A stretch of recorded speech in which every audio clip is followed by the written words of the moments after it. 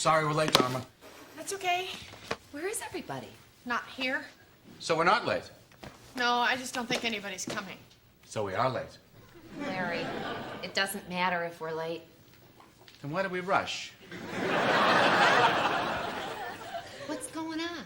Well, every week I've been losing more and more students to that stupid self-defense class across the hall, and now, look. Hey, we're still your yoga students. We'll even pay if you want. We don't pay? We don't pay. Then what does it matter if we're late? You know what, guys?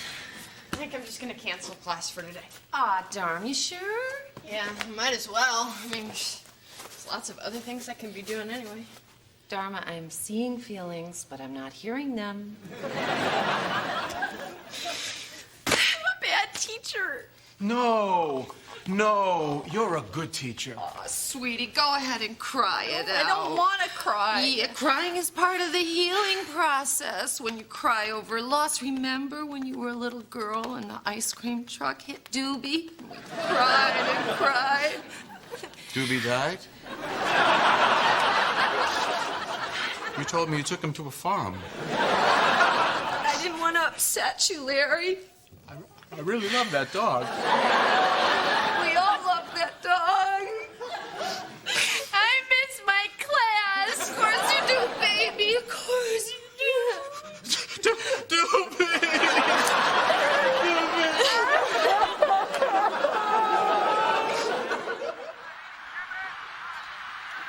Have you ever seen a game like this? I've never seen a game like this. This is an incredible game.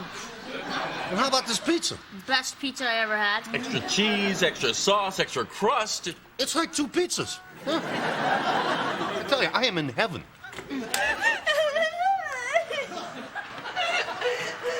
Crying woman, man, I gotta go. Dharma, what's the matter?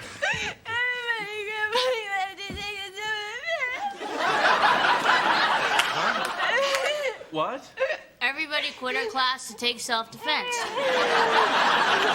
Oh, honey, I'm sorry.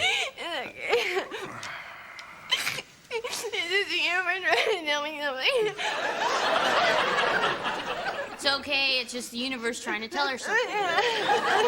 Trying to tell her what?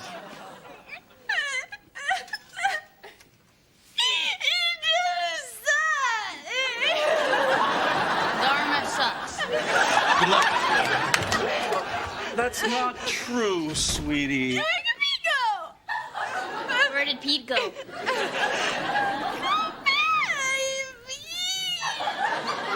Come back, Pete. Tell her he can't stand to be around crying women. She speaks English.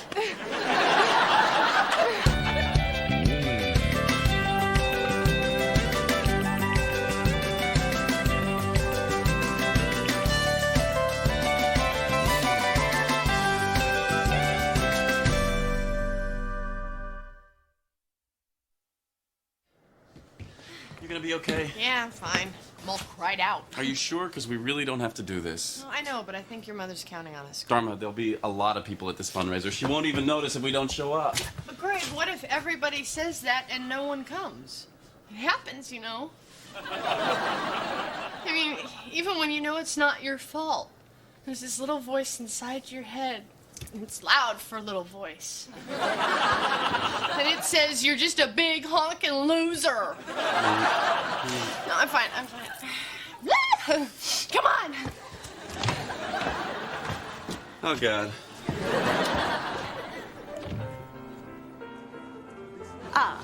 Dharma, Gregory, I'm so glad you could come. What? It's, What? quite a turnout you have here, Mother. Well, you know, I always say, you give people what they want, you can't keep them away. What are you saying? I'm just a big loser? Hey, Dad, come over here and say hello. Greg, Dharma, glad you could make it. Dharma, aren't you supposed to be a whatchamacallit class? Yoga, Edward, yoga. Right, yoga. You know, I was just reading an article in Business Week that says yoga is pretty popular, if you can believe the liberal press. Hey, you know what? I'm ready for some opera. Are you ready for some opera? Dharma's a big fan of opera. Oh, that's so nice to hear. So many young people today have no class. No class. Let's go, Mom. Bang a gong. Let's rock the house. He's been with her too long. Edward, Let me just get another drink. you have a drink. No, I don't. Please. All right, everyone, we're about to begin. Please take your seats. You're doing great, honey. Yeah, I know. I mean, yoga's not the only thing I can do. I do a really good impression of a fettuccine noodle, honestly.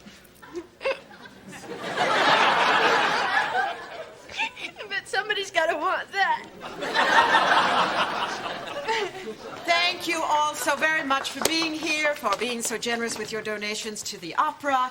And I want to remind you, for every $1,000 you get to join the Golden Circle. And for $10,000, you get to wear an iron hat and be part of the show. Amusing as ever, Edward. Now, without further ado, I want to introduce to you San Francisco's very own soprano divina, Odetta Sandiford. Sandiford.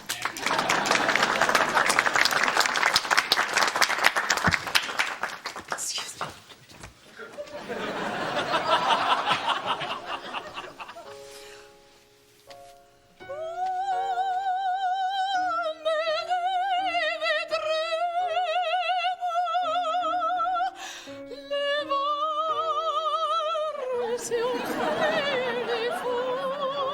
You know, I don't know much Italian, but I think it's about a happy young boy and a chocolate cake. No, it's not. It's about a woman whose lover leaves her pregnant, and then she kills herself. Well, still, it's a pretty bouncy considering. Hey, Dharma, look.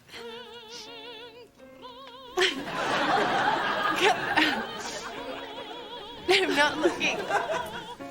He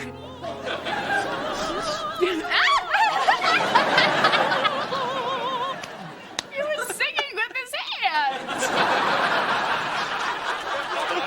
Does this mean she starts over?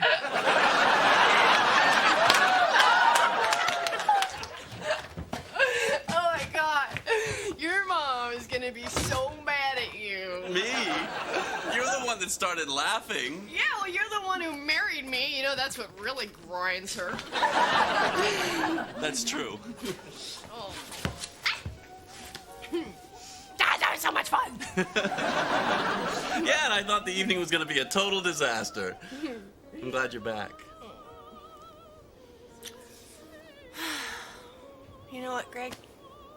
I don't have to teach yoga. I think I'm gonna go over there tomorrow and just clean out my locker and get on with my life. Good for you.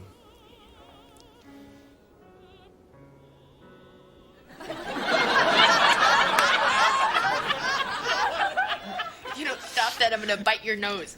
Stop what?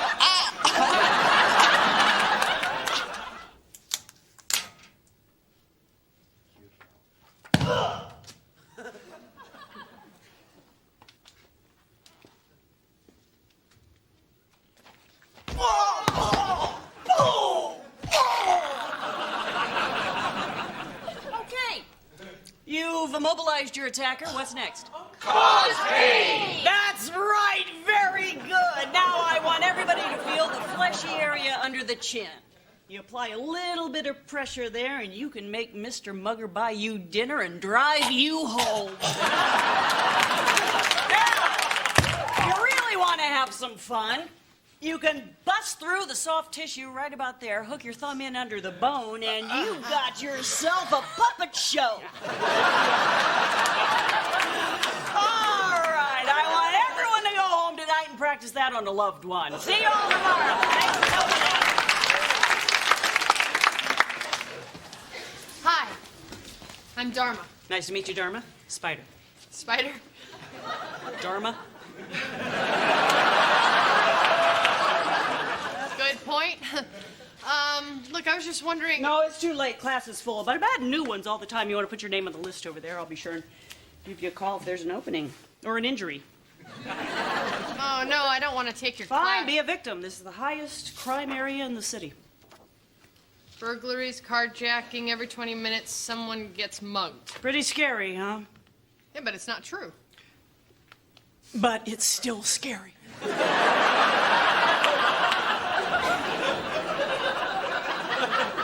How can you just make stuff up like that? Well, basically, you start with nothing and you just build from there. So you just frightened all my students into taking your class. Your students.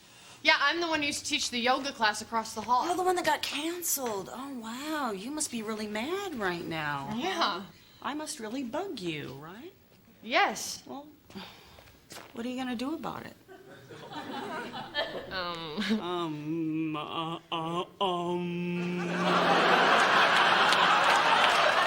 Boy, lucky for you, I don't believe in violence. Well, then, this is going to come as a big surprise to you. Hey! What? Don't worry about me, I'm fine.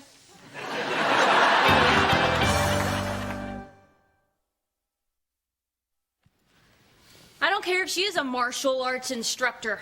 Little antifreeze in her coffee, and she's begging for the stomach pump just like the rest of us. Which is where we come in our fake paramedic outfits. Why do you have fake paramedic outfits? To get into concerts for free. Duh.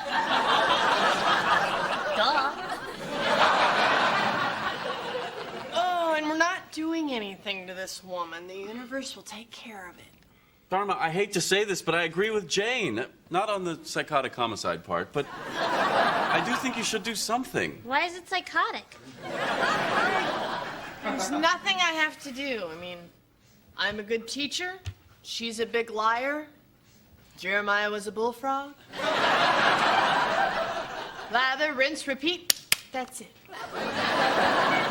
Okay, but aren't you just a little bit angry? No. She'll pay for her bad karma eventually. Everybody does. It's a scientific fact. Well, she's got us there. I feel good about myself. I can sleep easy tonight.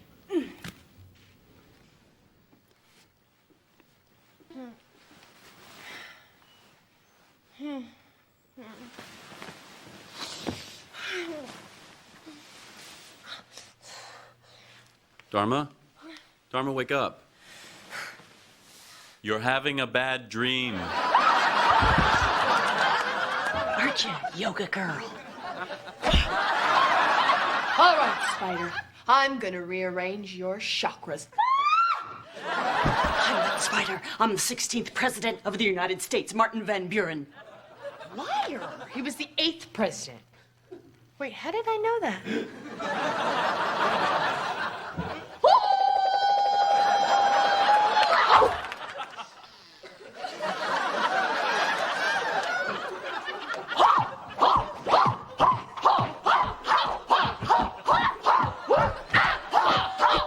Oh, wait. Can you hang on a sec? No problem. Okay.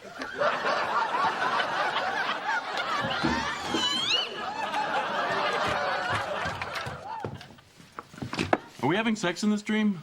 No, honey, not in this one. Oh, okay. Sorry to interrupt, Mr. President. Look,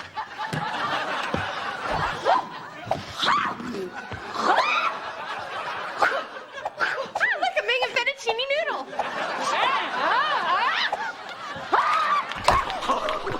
And I left the Marines under suspicious circumstances. Yeah, well, hostile to wagon.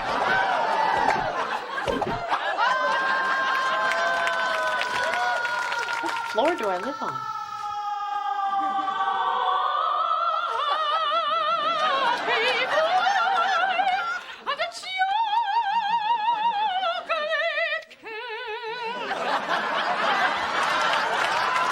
Now?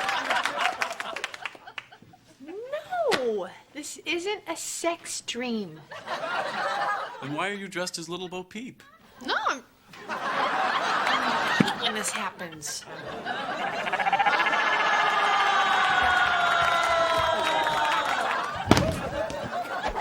Your pathetic sheepherding style is no match for the Spider.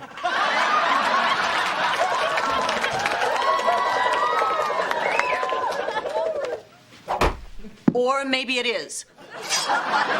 Oh, Lord, must I do everything myself? What are you doing? Getting rid of the daughter-in-law I never liked. She doesn't like you. She never liked you.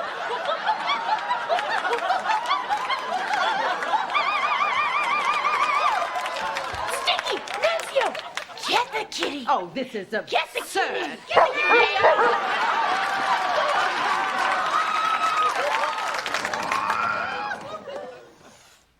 Now you will pay for your lies and fabrications.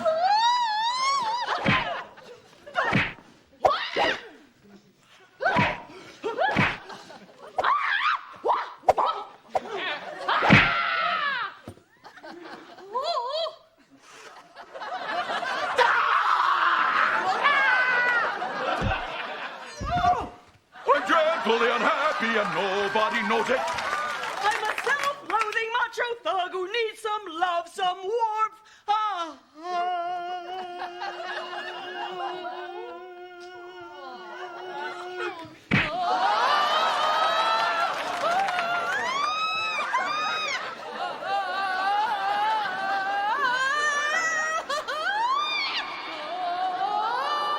Don't worry, Dharma.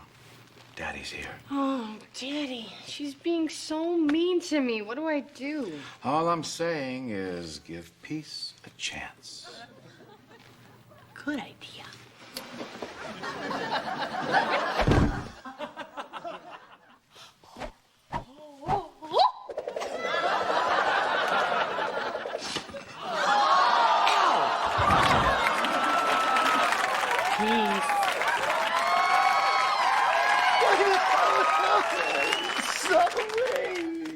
What's Pete saying?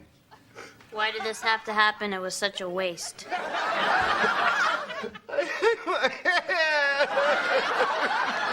And he hates his hair. And so, once again, yoga has triumphed over mindless violence, and the people of the village are safe. Yay! So now, if you'll excuse me, I'm gonna go have sex with my husband. Okay, Greg, now! Ready when you are, baby. Wait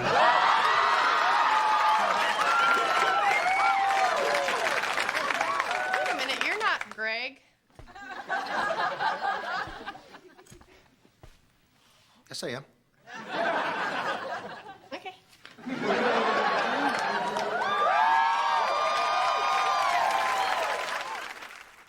So, what do you think? Well, I think it's interesting that you had a dream with everyone in it but your own mother. Abby, come on. What does it mean? I think you still have a lot of unresolved feelings about this woman stealing your students. No, I don't. Oh, really? Then how do you explain this?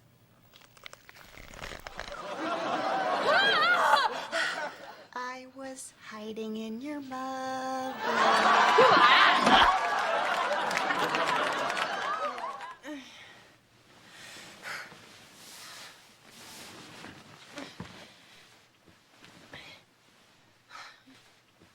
Dharma, wake up. You're having a bad dream. I was? Do you want to talk about it?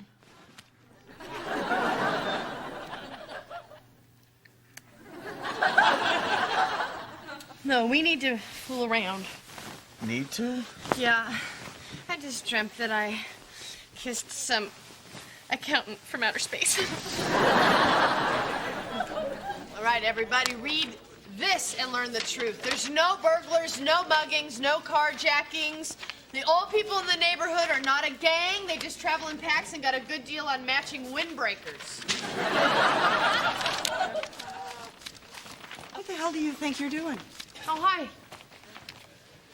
I decided I had to do something about all your lies, and I think it's time you tell all these people the truth about how you've been deceiving them into taking your class. All right, I think you ought to go. No. What did you say? I said no. Okay. Can somebody call an ambulance? See, everybody? She's the only violence in this neighborhood. Okay, now I could fight back, but that's not the the answer. The answer is love and compassion. Now, everybody focus all of your love and compassion on Spider. Are you through? Love. Ah, screw it. You're not focusing, people.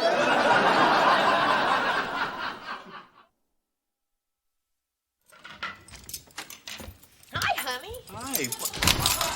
What happened to you? I won.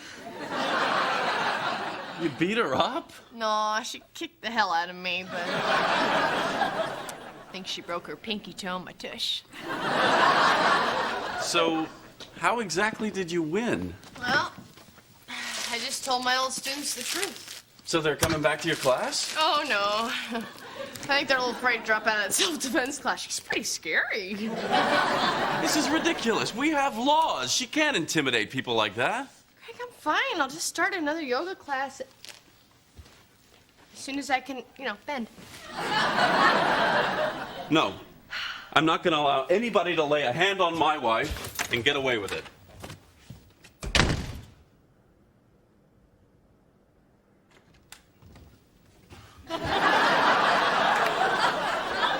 Well, if her pinky toe wasn't broken before, it is now.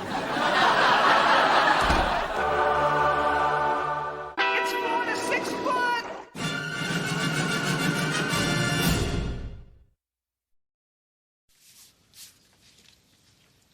Dharma, why doesn't the iron get hot? Wait, don't tell me. Is it something like because it was pressed for time but dirtier? It's not even that old. It still works. You just have to heat it up on the stove. I think it came with a 5-year warranty. What are you doing? I'm getting the warranty and the sales receipt for the iron. Okay, can you just hang on a sec? Because I gotta call some people to see this. What is this? I'm saving that. It's a perfect fall leaf. Dharma, this is a filing cabinet. And it was filed under L.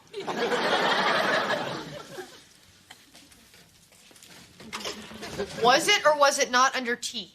Plus, it's my shirt. No, it's not. It's my shirt. I got it at the Bonnie Raitt concert at Cow Palace in '97. She opened with Nick of Time, and then she did Have a Heart, and then some snotty woman spilled red wine on me. See?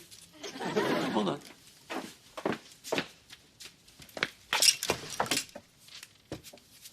Wow. We were at the same concert like 6 months before we met. Yeah, we're soulmates, honey. I'm sure the universe tried to put us together like 100 times before. Probably ate in the same restaurants, shopped at the same stores. Or we were both at a Bonnie Raitt concert with 20,000 other people.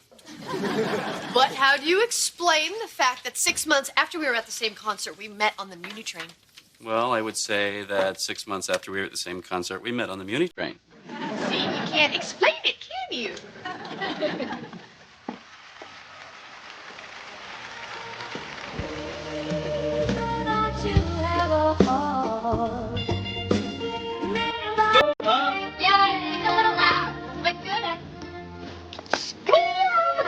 So much better. Hey, those aren't the people who are sitting in those seats. It's okay. No, it's not okay. We paid good money for these seats, and they didn't. Look at them. They clearly look like loge. Barbara, it's fine. Well, how am I supposed to see around her, Greg? She's a tree. Shush me. Well, honey, shush. Okay. Oops, busted.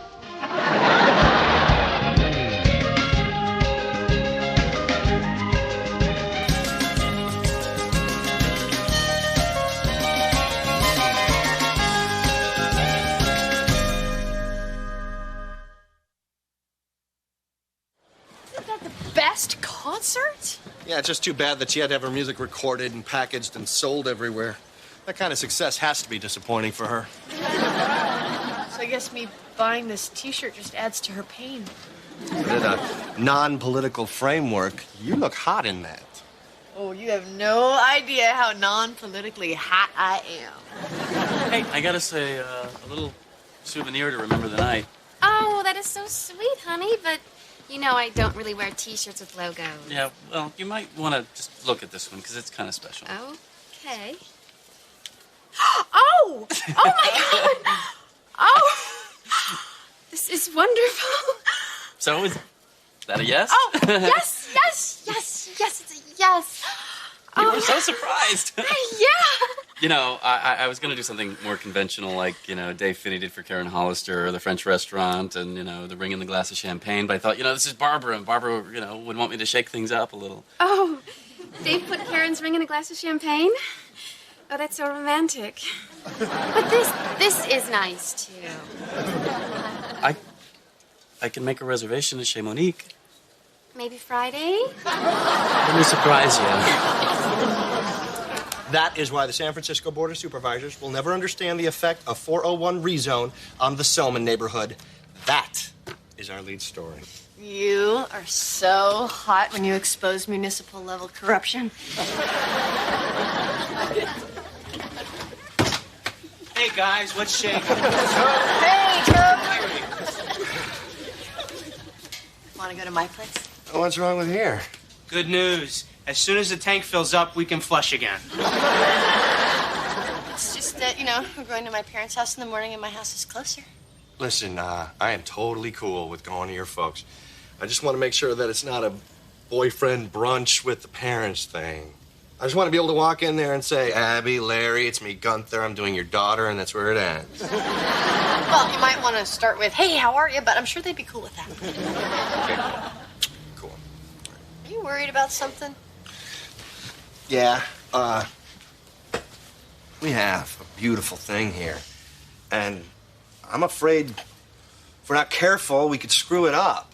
It starts with brunch, and then suddenly you're married, and it's, hi, honey, I'm home. Let's drive the Saab to the country club.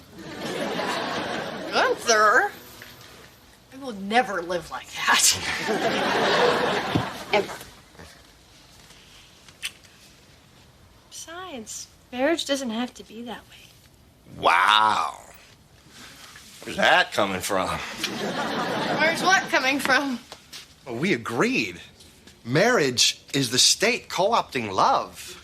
I was just talking. You're the one who made it about our relationship. Hang on. Now we're in a relationship. Would you prefer ad hoc socio-political alliance? Frankly, yes. Well, too bad for you because relationship came with sex. Okay, I can't deal with this. I'm going to the park to play chess with the junkies.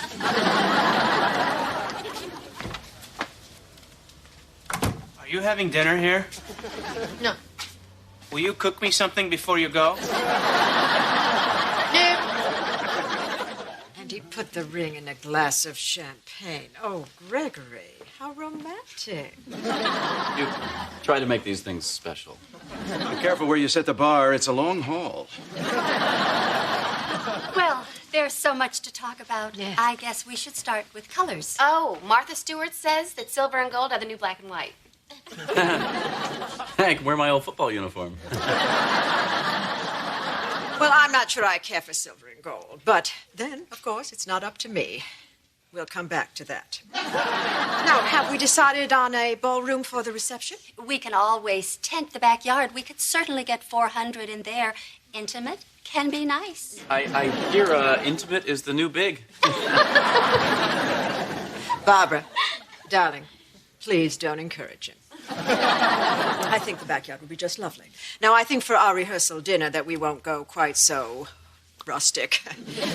We should probably focus on the wedding itself. Oh, yes, Mother has lots of ideas for the menu. You know what would be great? One of those pasta bars where they have all the sauces and the guys mix it up right there for you.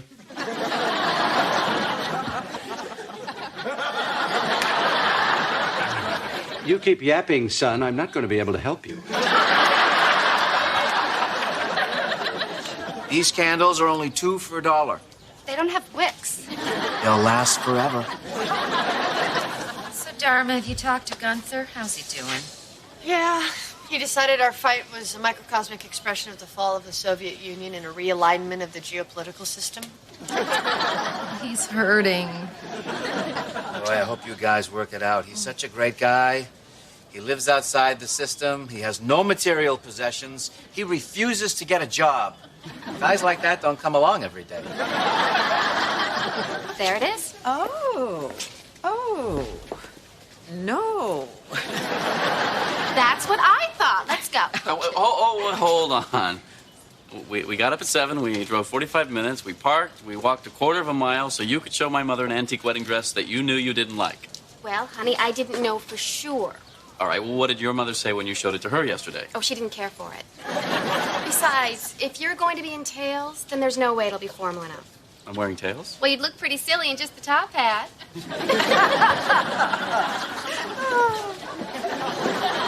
I'm wearing a top hat. No, man, it just feels that way. You'll be all right in a couple of hours. Barbara, look at these darling little potpourri sashes. This would be lovely in with the bridesmaids' gifts, don't you think? Oh, they're darling. Oh, are you two getting married? Bless you, sweet Sapphic sister. We're not getting married. Oh, no, of course not, because the law doesn't recognize your love, but you can still have this little ceremony you're planning. Yes.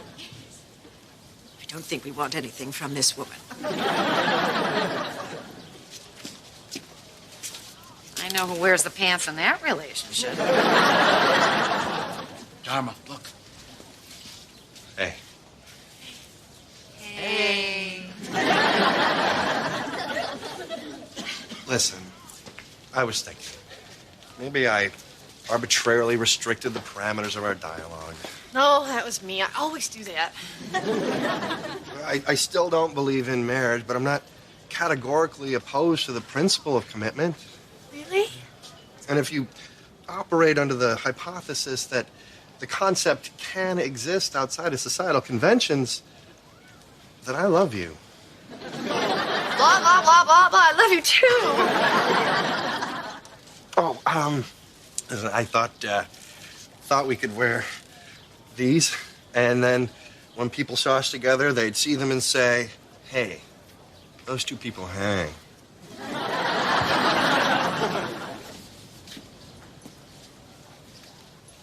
I don't really want to wear a top hat and tails.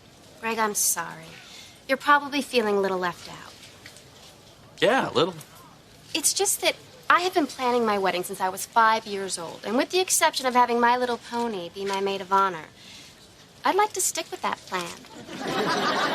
You've been planning your wedding since you were 5 years old? The only thing that was missing was my prince in his top hat and tails. Okay. Oh, thank you. What do you know? Universe knows what it's doing. They're wax doorstops. Barbara's a wonderful girl, and if I have to wear a top hat and not eat pasta to marry her, it's a reasonable trade-off. Why can't you eat pasta if you're wearing a top hat? No, it's two different things, Dan. All right, now the next possible bachelor party site, a little strip club called Filthy McRaunchies. It's a chain, but that hasn't hurt the quality. She's smart, she's beautiful, we're perfect for each other. You know, of course we have some issues, but what couple doesn't have issues? And I'm not going to find anybody with whom I don't have issues. Listen, son, you're overthinking this thing. You're going to spend 8 hours a day at the office, a couple of rounds of golf a week, an evening with the guys. At night, you'll eventually be in separate bedrooms. So the time you spend with your wife ends up to be 2, maybe 3 hours a week tops. Hey, relax, buddy. It's a big step. Everybody gets cold feet. It's perfectly natural. Unlike these. Yikes. Oh, she probably got a deal on these, being a nurse.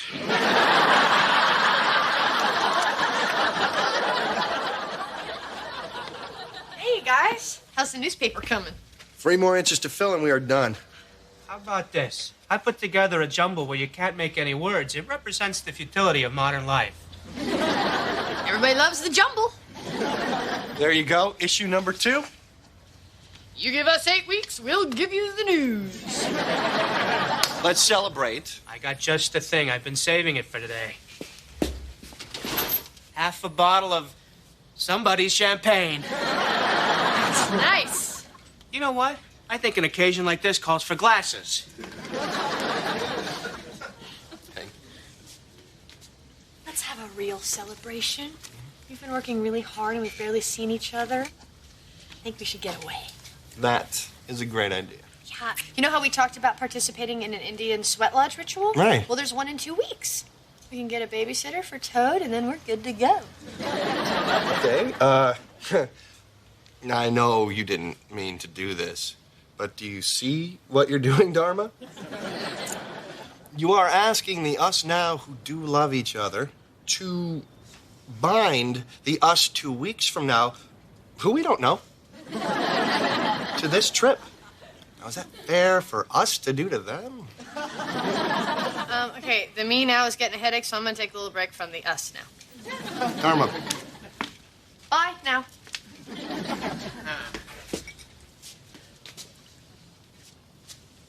That is not bad. And that is not champagne.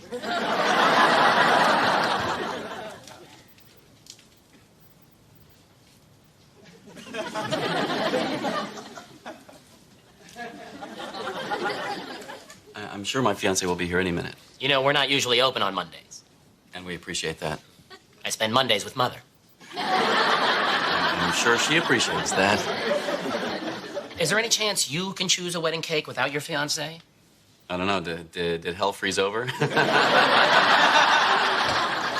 Hi, sorry I'm late. It's okay. Hello. Hi. Great news. I got the job in D.C. Really? Wow, that's terrific. Oh, terrific. It's splendid. Let's taste cake. Oh. The first one is a lemon chiffon. Now, they want me to start right away, so of course we'll have to rent an apartment until we find something permanent. Whoa.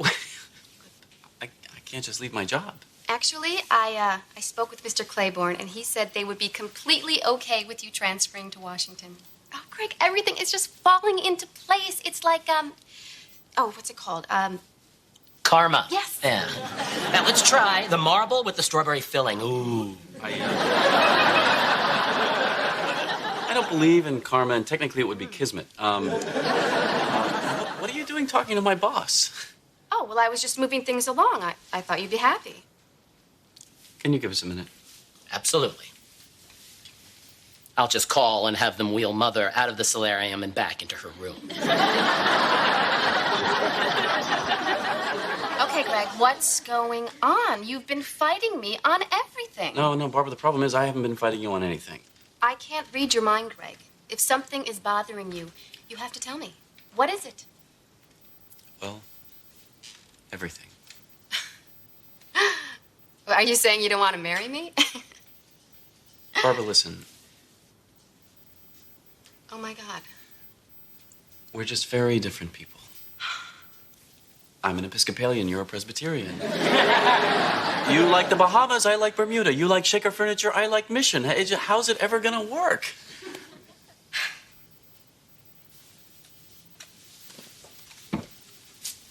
I will be in Washington. If you come to your senses, call me.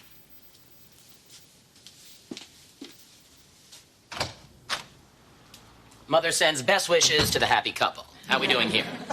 William, listen. Oh, my God.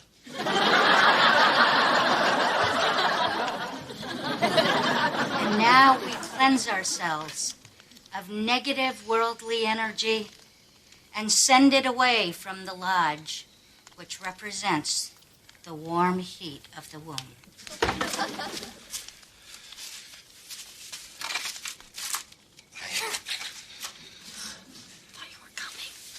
I am so sorry. You were right. You were right about everything. You were right that I used my politics as an excuse to avoid intimacy. Sorry. I love you. Will you marry me? What? He wants to marry you.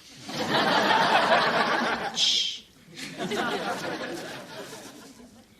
wow, Gunther. No. I thought that's what this was all about. I mean, you wanted commitment. You wanted somebody that would be there for you, somebody you could build a family with. Let's do this. Maybe this lady can marry us. No, Gunther. I can't marry you. There's someone else. There's someone else. There's gotta be. Hey, you all set for tonight? For what? Your bachelor party. Pete, we canceled the wedding 3 months ago. Yeah, but you can't cancel the bachelor party. Your dad'll be crushed. He's had his outfit picked out for months. Pat, Gunther got a new issue of his paper out. Abby, come on, it's over. Give it up. Besides, I prefer a newspaper that doesn't start every article with "You're not going to believe the crap that's going down." Major Baby's right behind you. Pete, I don't want to check out Baby's, and I don't want to go to a strip club tonight. There you go. Thanks. Hey, you know who's back in town? Caribou Fine Gold. Abby, aren't you the one who's always saying that the universe is going to put me together with my soulmate in its own time? Oh, you're absolutely right. Besides, Caribou's nose is always wet. Fine. You don't want to have your bachelor party? It'll be my bachelor party, and you can be my best man. Maybe you'll meet a nice naked girl. Pete, I'm fine. I'm dating. If something happens, it happens. If it doesn't, I don't want to force it. You know what, Abby? When the right guy is near, I'll know it. Are you honestly telling me that a little something like that wouldn't work for you? All right, I'm off to yoga. A walk, yeah? Actually, I'm running a little late. I'm taking Muni. Okay, honey. Love you, bye. Love you. All right, you don't want to have a bachelor party. I can understand that. What do you say we go now to a strip joint and have the businessman's lunch? I'm going to go back to the office. All I'm saying is this is San Francisco. You got good hair. People are starting to talk.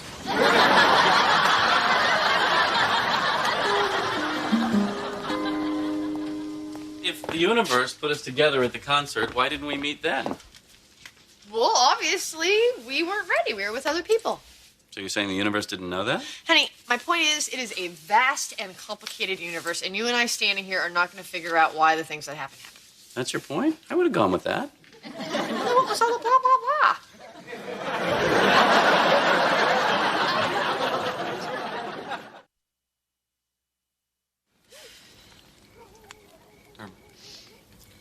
I'm doing this for you, but I really don't get it. Honey? I'm hot, I'm uncomfortable, and I'd really rather be playing golf. Every time you come here, you bring a talker.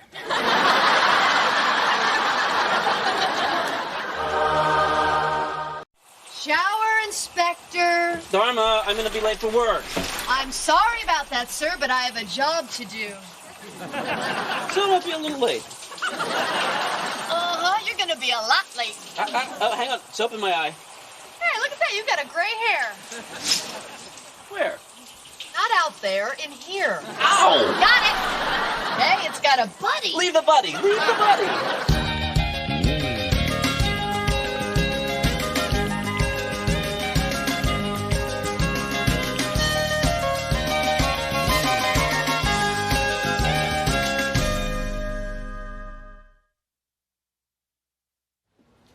Excuse me.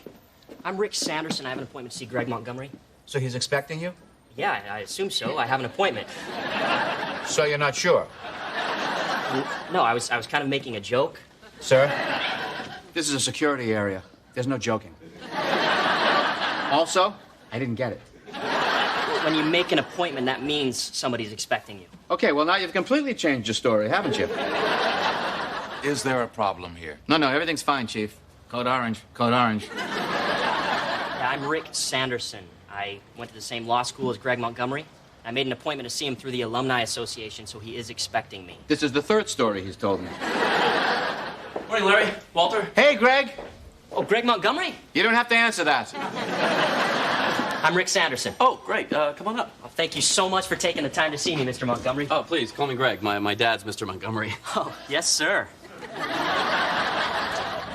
Okay, cancel code orange. Resume code green. Yeah, but the coolest thing is Mr. Montgomery let me sit in on a meeting with the legal department. You really can call me Greg. Right, I'm sorry. It's just how I was brought up. It's not because you're old or anything. He's getting there. Did you tell him what I found in the shower this morning? It didn't come up, Dharma. So does your wife know that she's married to a legend? Oh, sure. That part of the shower story you tell him. I imagine he's talking about something else. Yeah, see, every fall, the third-year law students do something to freak out the first years. So the story is Greg passed out fake campus maps at orientation. So everyone looking for constitutional law wound up at the Communication Arts Building. They're still talking about that, huh? Oh, It's ancient history. Oh, no kidding. Well, anyway, I should probably get going. Thanks for dinner and everything. Sure. Let me know if there's anything else I can do.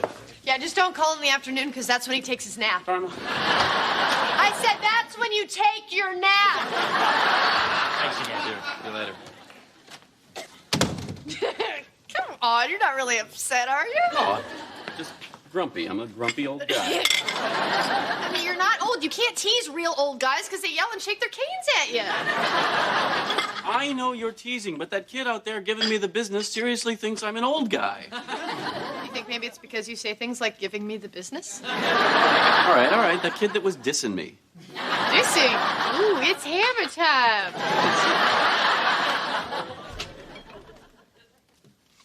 Greg? Yeah? How long has this bronze army guy been in here? So you don't put it in Ziploc or something, it can get crusty. I don't believe this. I've been Eisenhowered. Rick must have snuck this in through the back door when he came in here to get water. Okay. Why? No, when I was in law school, there was this club, and we used to play this crazy game, and apparently they still do. I'll bet he got the glory schnauzer. Let's not jump to any conclusions. The glory schnauzer is that little ceramic doggy lighter, and it's like the trophy, and the guy who has it is the big dog, and I had it for like 10 years. Wow. Okay, just for the record, I married you without even knowing you were the big dog. Well, I'm not anymore. That little punk. Now coming in here, taking your little glory schnauzer, giving you the business. Let's get him back. Dharma, it's not that easy.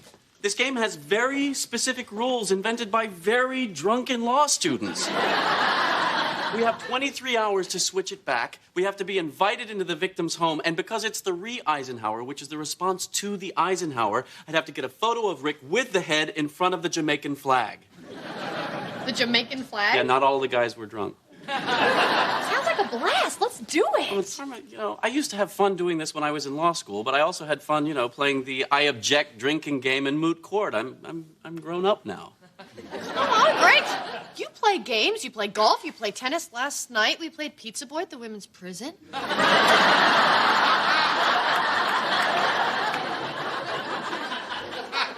Dharma, I'm not going to do this. Why? Because I've got 2 gray hairs. Just one now. Besides, I think it makes you look distinguished. Sorry I'm late. I was making really good time, so I just kept going. Whatever. I hit all the green lights. You can't pass up a thing like that. Finkelstein, it doesn't matter. You can come in late, you can come in early, you can sleep here, you can stay home. It really doesn't matter what you do. Wow.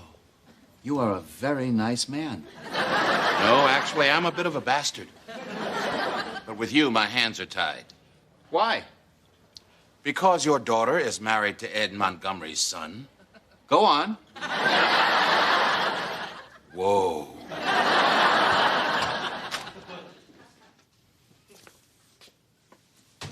Welcome, big dog. Say hello to your Glory Schnauzer recovery team. Dharma, I thought I'd made it pretty clear that I've hung up the schnauzer. You can't hang up a schnauzer that you don't have, Greg. Now, hear me out. Ladies.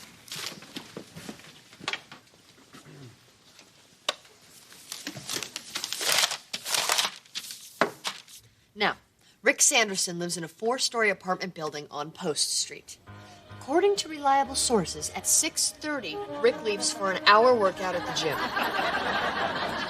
At 6:31, Marcy will approach the doorman. She's hysterical. She lost her grandmother's brooch in the bushes. At that moment, Simone will walk by and relieve the doorman of his keys. Wait a minute. Dharma, it's not that easy to pick someone's pocket.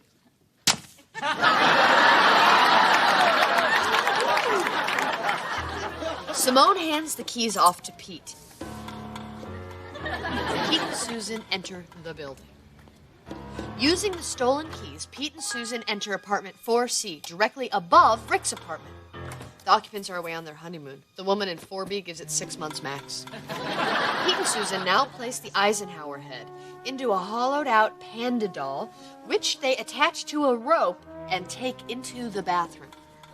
By this time, Rick is back. He is stopped by Simone. I'm going dancing tonight with my girlfriends, and I can't decide which is sexier, my low-cut cashmere sweater or my sheer blouse. Could you help me decide? They agree she'll come to his apartment to model the outfits later. Rick looks forward to this.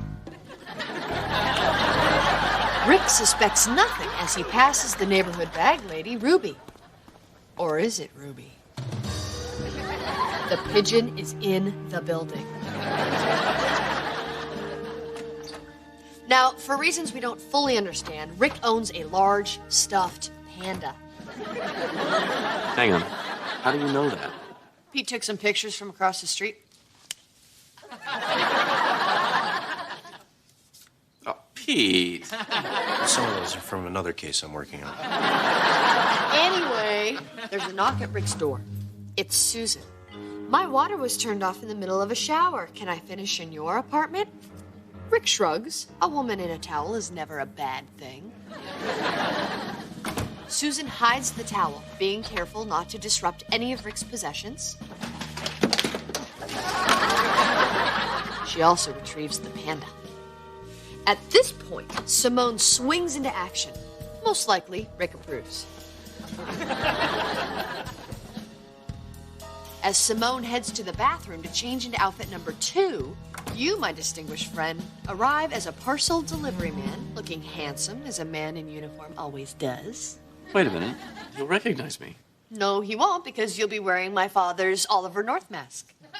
What Oliver North mask? The one he wore to the Iran-Contra protest that no one got because it looked like Dick Clark.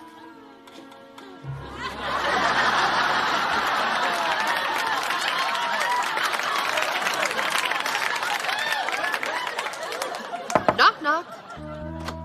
Delivery.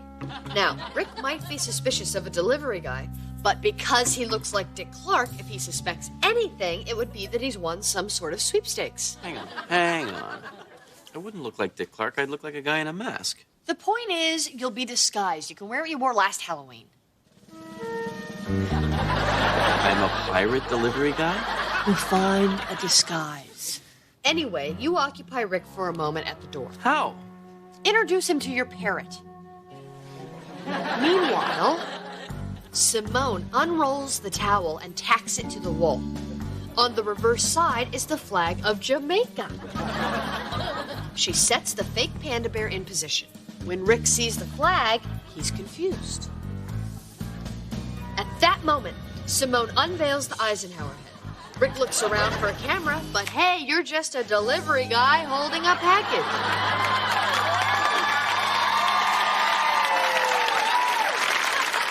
The team reunites in front of the building. They calmly walk to the van and simply drive away.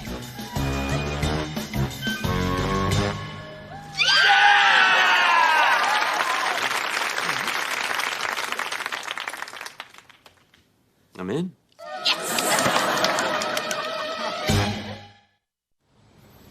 John, how's it going? 2 days, not a puff. Great. Where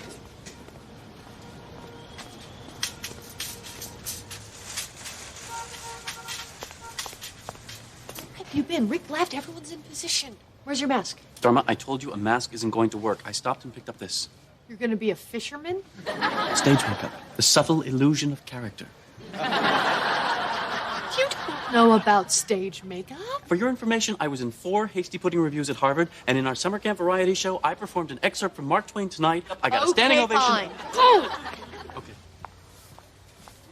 Here you are, ma'am. A quarter? We're acting. You have to make it believe. Cheapskate!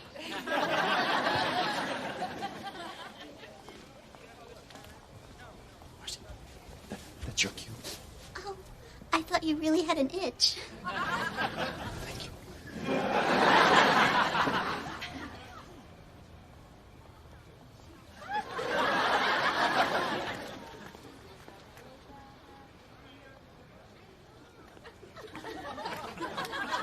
Can I help you? I lost my... Yes? I'm sorry, I can't lie to you. I haven't lost anything. Hands off! Can Columbus. You discovered enough. Gotta make it look real. 2 words. Breath mint. What happened? I'm sorry. I should have told you I'm a terrible liar. Is the part of the delivery person still open? Okay, fine. Don't lie, but just distract him. Go. Simone! Hi, remember me? We met earlier. Actually, we didn't meet. I like your shoes. Man, would you like me to call you a cab? No thanks. What do you call that? An awning? Oh. Hey! Dude, your keys got snagged on my sweater?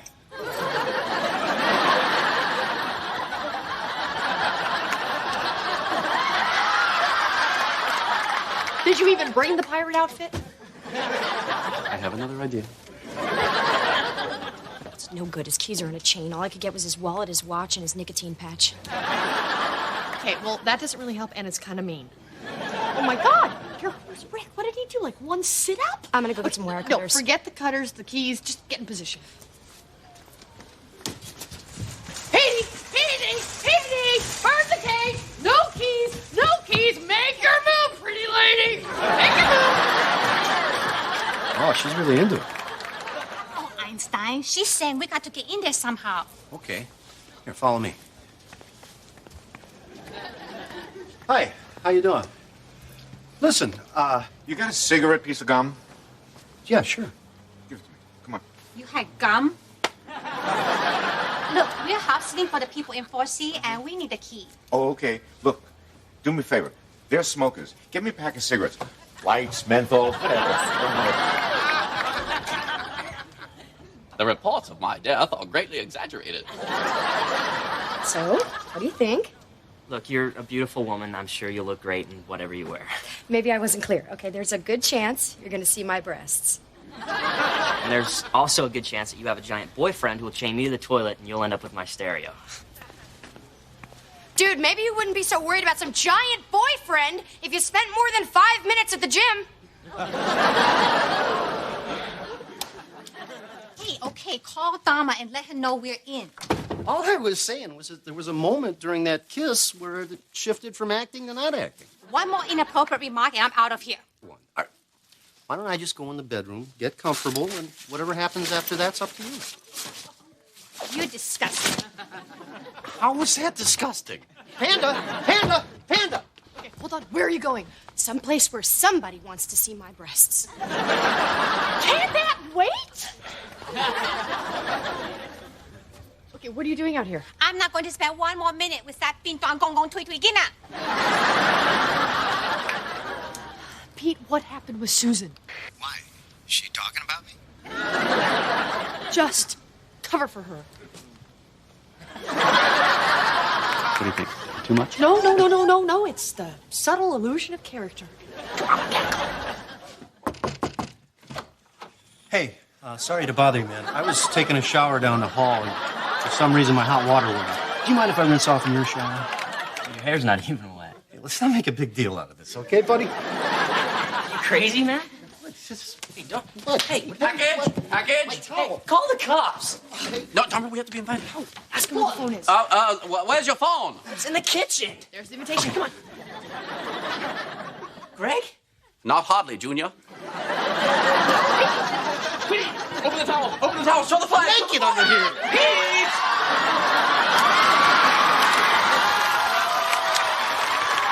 Consider yourself Eisenhower, Junior.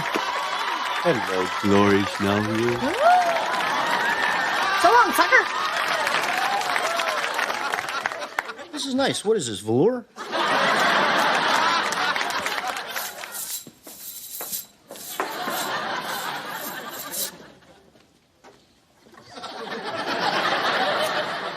Listen, I could do some security stuff if you wanted.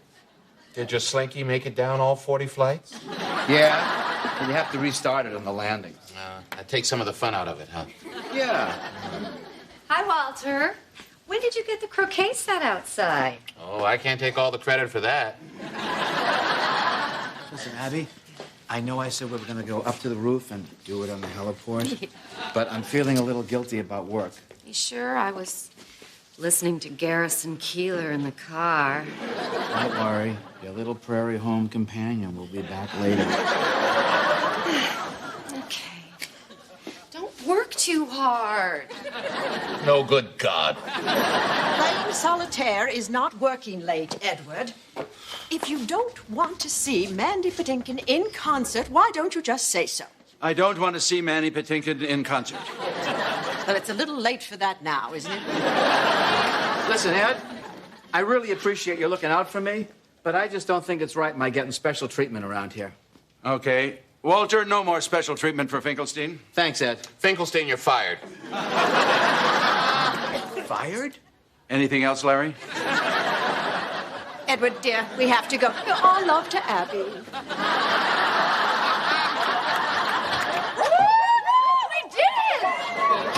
This calls for champagne. I'll meet you in the bed. You got it, big dog. Get ready for the fur to fly.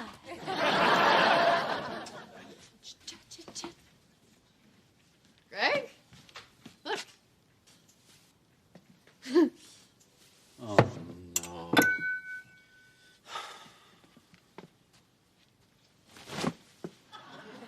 You can't just leave the head like that. There's got to be rules for re-Eisenhowering. There butter on the windowsill? Yeah. Yeah. Then they're probably,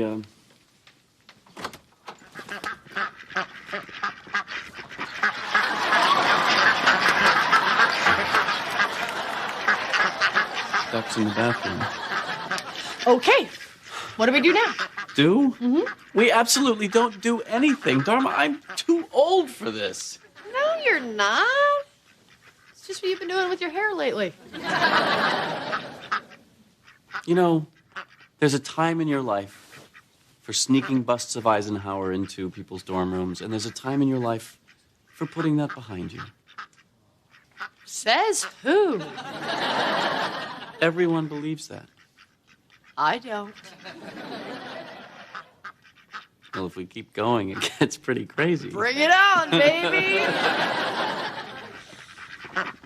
Hey, you ever done it with an old guy in a room full of ducks? That depends. How many is a room full?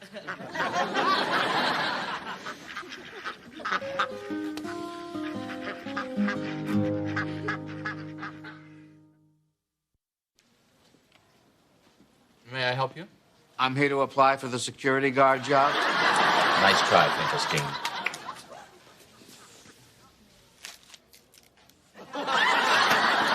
It was worth a shot.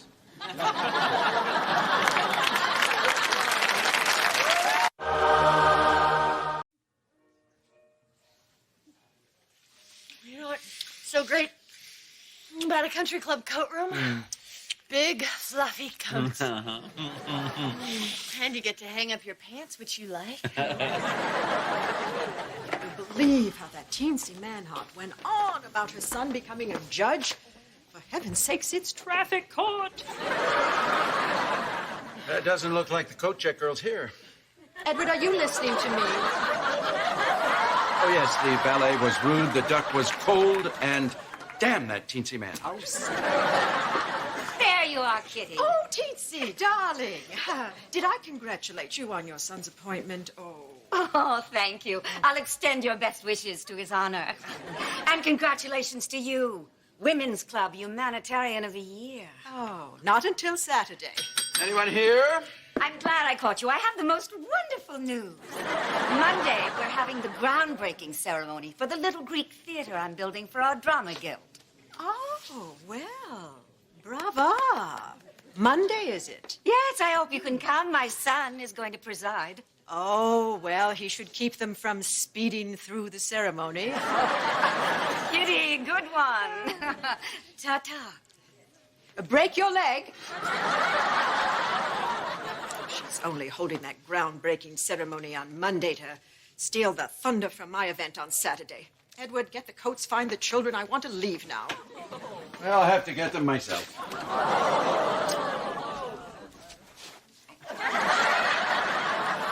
Oh, I had a hat. Thank you.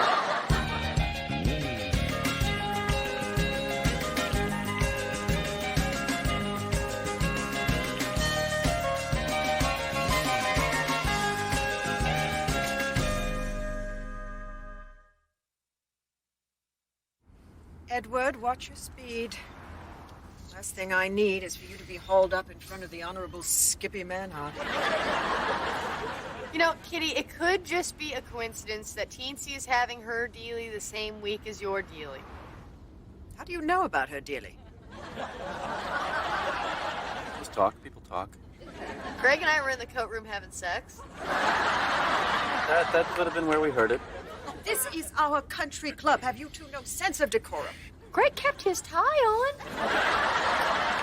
In any event, I have no intention of attending Teensy's ceremony. You know, Kitty, you really should go. It's a nice thing. She's building a theater. Oh, yes, so self-indulgent rich women can put on bad productions of Medea. They should do Pippin. I've never seen a bad production of Pippin. Kitty, be the bigger person here, huh? Oh, I don't know. It's way out of town. It's a terrible drive. And Edward will make some excuse to get out of it. No, of course I wouldn't. I'd love to go. I mean, if it was any other day but Monday. You did say Monday, right? All right, fine. Greg and I will go with you. Won't we, honey? Sure, absolutely. Wait, this Monday? All right, fine. I'll go with you. It could be one of our mother and daughter-in-law outings. We don't have those. We do now. And then next Tuesday night, you'll go with me to interpretive dance night at the Gay and Lesbian Senior Center. That would be nice. Good. Great. Oh, wait. Oh, I'm sorry, dear. Did you say Tuesday?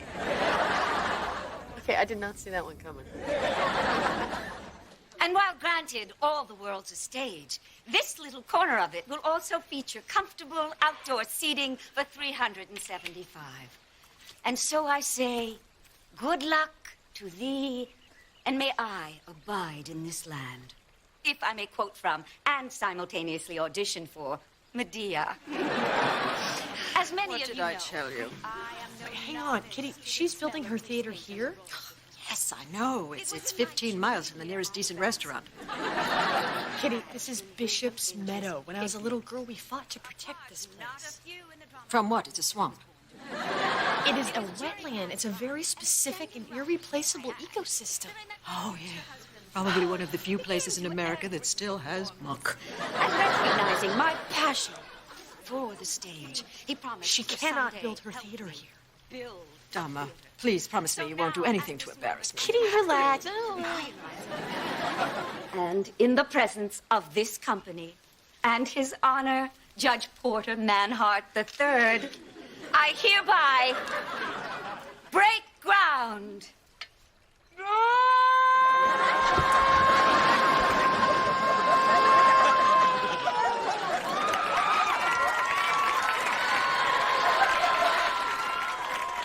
Thank you for your discretion, dear. All right, people, settle in. Oh, and if you see bulldozers, lie down. We're so proud of you, Pumpkin, for putting a stop to this. Doesn't it feel good to be out there again protesting as a family? Oh, it's the best. Hey. Hey, honey, this is a surprise. Well, I'm in the neighborhood. Why? Well, I heard that my wife went crazy and threw herself in the path of a rich lady with a shovel. That is their story. What's your story? Same one, but without the word crazy. Now, for what it's worth, Dharma, I support you. And if it'll help, I'll chain myself to her. She's gay.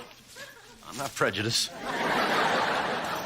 Honey, I know that these issues are very important to you, and I support you, but you've really upset Mrs. Manhart, and she's taking it out on my mother, and there's talk of boycotting my mother's Humanitarian of the Year dinner, and if that happens, our lives as we know them will be over.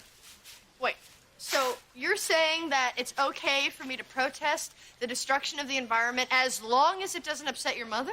Oh, I thought I'd dress it up a little so you didn't notice, but yeah, that's the nuts and bolts of it. Honey, I'm not going to give this up. Okay, how about this? How about we make a deal that each of us gets one shot during our marriage to veto something that the other person is doing? No. Okay, that's yours. Mine is stop this. I was just saying, we both love the environment. We both love women. My parents didn't have that much in common. Greg, I only have a few minutes. Let's have sex in the shower. No, we have company. Okay, well, in that case, I was just going to take a shower to get clean, so come on, Greg, and clean me up. I brought Mrs. Manhart by in the hopes that we can resolve the disagreement about the location of her proposed theater. Oh, great. Did you find a new location? I don't need to find a new location. I own that land you're squatting on. Teensy. Dharma, Mrs. Manhart is a very generous donor to several environmental organizations, such as the list is just too long. Anyway, she is willing to make a sizable contribution to the cause of your choice if you will simply pack up your tents and perhaps find yourself a nice oil spill or something. I'm prepared to write you a check for $30,000. Is she trying to bribe me? Mm-hmm. Is it working? No. And frankly, Mrs. Manhart, I'm insulted. Dharma, you should be flattered. That's more than a senator goes for. Kitty, this has been a very pleasant waste of time. I'm sorry, I thought she would be reasonable. Based on what, Mother? Whoa. Don't mind us. We're just here for a strategy session. Dharma, you leave me no choice but to have you and your friends arrested. Oh, my God, that's great! Yeah! And you said it would take a week! Mrs. Manhart, are you sure you want to do this? What do you mean? Because I'm sensing you've just played into the Riddler's scheme. If they think they can generate publicity with this, they're sadly mistaken. Nobody cares about a handful of rabble-rousers. Yeah? Well, we're not just a handful of rabble-rousers. Sorry, I was just plugging in the car.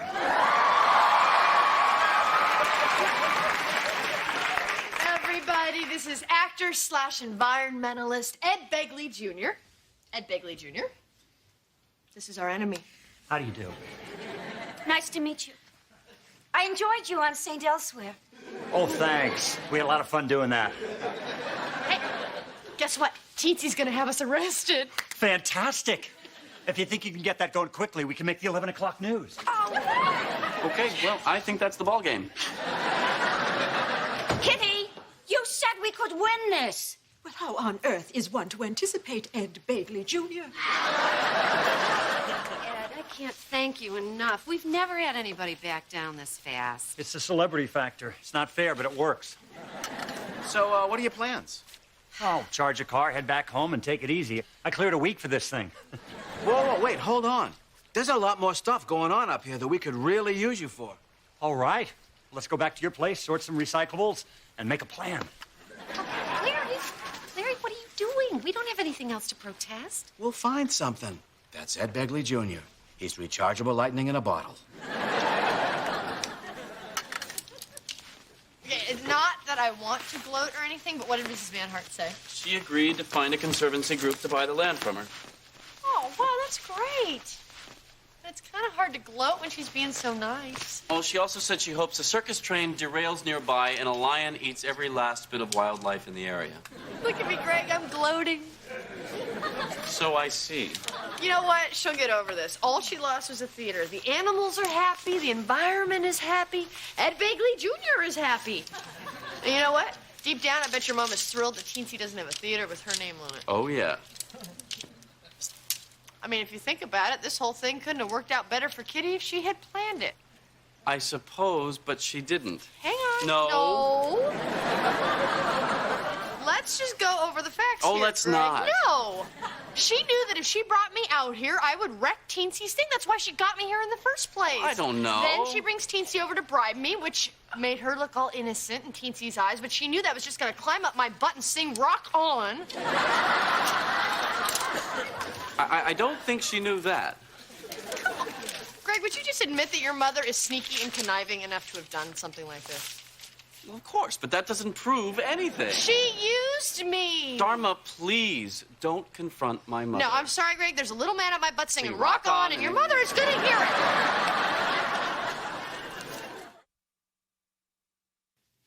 I just never thought that you would stoop so low, Kitty. Well, I'm not going to be a pawn in your game. I'm not going to be a puppet on your string, and I'm not going to be your beast of burden. Oh, Dharma, what brings you here? Edward, your daughter-in-law is accusing me of engineering a absolutely Machiavellian conspiracy. All right, I'm going to go make myself a sandwich. Don't Don't try to deny it, Kitty. I got you on this one. You must think I am just a horrible monster. Well, yes. And devious. Very devious. Well, all right, all right. I thank you for your insights, and if you will forgive me, I have some things to take care of. Wait. That's it? Aren't you supposed to deny it, and then I go over the evidence again, and I say, aha, and then you say, drat, and I say, well played, and you say, good show, and then we go have tea or play cricket or something? Look, I know that we started our relationship at a great distance from each other, but I had truly come to believe that we were becoming friends. Apparently, I was very much mistaken. No, we are friends, Kitty. We're just the kind of friends where one of them used one of them, and the all other right. one... You know, you can be a very hurtful young lady. Oh, my God.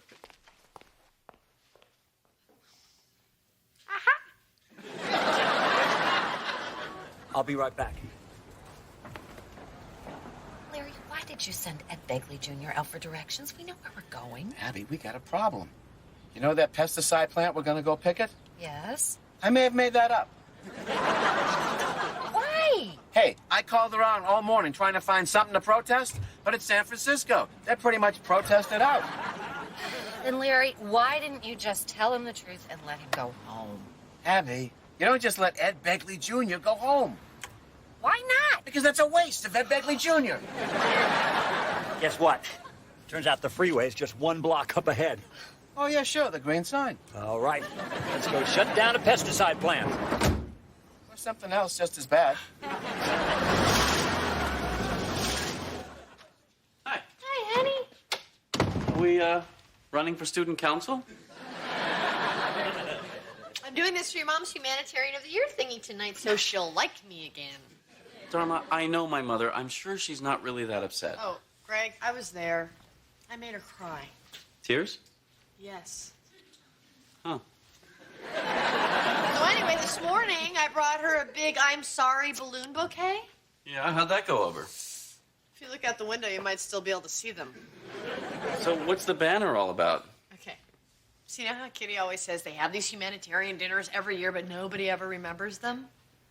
Well, they're going to remember this one. Dharma, Yeah? what did you do? The mayor is coming. Mr. Willie Brown, the mayor of San Francisco, is coming, plus the editor of the society page and 2 other Willie Browns that I called before I had the right number. Honey, you made a mistake. You said something to Mother that upset her. She'll get over it. You don't have to do this. Yes, I do, honey. I hurt her. And Willie Brown and a banner are gonna fix it? 3 Willie Browns and a banner, Greg.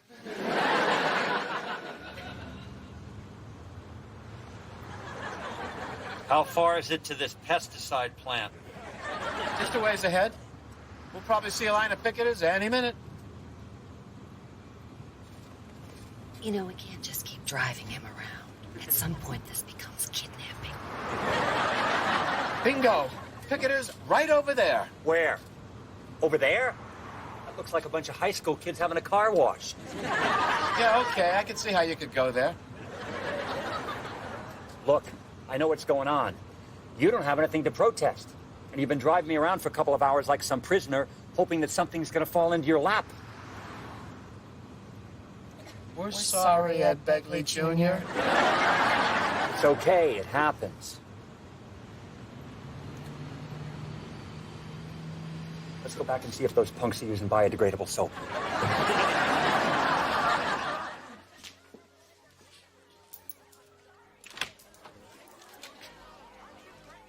You've got the mayor, half a dozen photographers, and 200 people out there. How did you do this? Well, your mom's very popular. And everyone loves a chance to win a big screen TV. I know I do. Good, because you're the winner, Mr. Wilkins. All right, just gotta fix this thing and then we're good to go, and your mom's gonna love me again. Yeah, just like the good old days. Just let him in.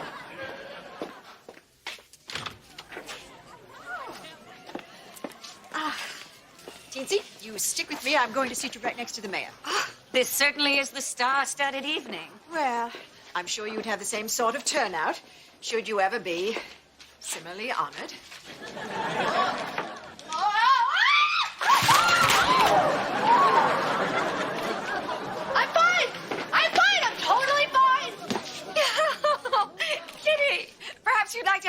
picture taken in front of the banner.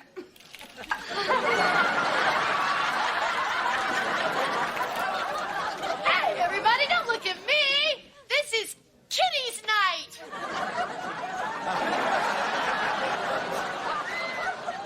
So I put out a few feelers, and it turns out there is someone who's willing to put up the money to buy Bishop's Meadow and turn it into a sanctuary. Oh, honey, that's wonderful. That is great news, Pumpkin.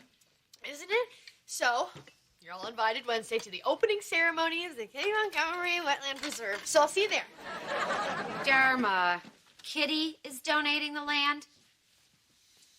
All right, look, I ticked Kitty off good, and I tried to make it better, but instead I turned her into the laughing stock of Snooty Town, and now she's making Edward's life miserable, too. So, we get Edward to put up the money, named the preserve after Kitty. Everyone thinks she's this great environmentalist. She's blown away. Oh, Dharma, oh, Kitty. And bing, bang, boom, bop, doo, wop, za. Okay. Dharma, we're not going to let this wildlife preserve be bought with dirty corporate money. Honey, and on a human level, we can't participate in your attempt to purchase Kitty's love. Hang on. Can I say something here? I agree that Dharma's attempt to fix things with her mother-in-law this way is pathetic and desperate. But do the squirrels care? Do the birds care? Does the salamander turn to his mate and say, I feel guilty being alive because Dharma Montgomery bought my safety with her weak and misguided act? I don't think so. Do you? You're right, Ed Begley Jr. All right, Dharma, we'll be there Wednesday. Oh, Ed, will you be around Wednesday? Wednesday, absolutely. Wait, this Wednesday? It is my great honor to present to the world the culmination of a project that I have long supported. The Kitty Montgomery Wetlands Preserve. Well, you did it. She looks pretty happy. Yep. And she's got her name on Teensy's Swamp. Worked out perfectly for her. She got me again, didn't she? No. Oh, she got me No, again. she didn't. But you said this worked out perfectly for her. No, I didn't. I sneezed. Oh, I would also like to add that none of this would have been possible without someone who sees me as I truly am. My daughter-in-law, Dharma. Please. Yes. I can't believe this. Dharma, let it go. Let's move on. Are you comforting me or holding me back? Little of both.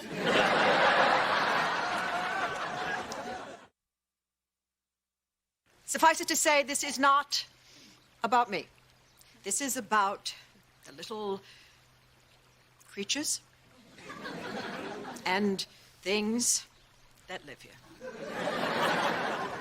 Good luck to you all. Glad I could help.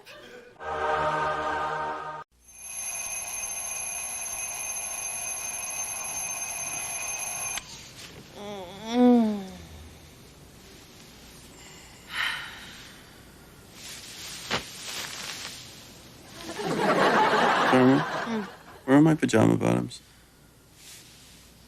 On me. I got cold. You took my pants off? You take my pants off all the time. Yeah, when you're awake. Hey, if you go make some coffee, I might let you get in your pants.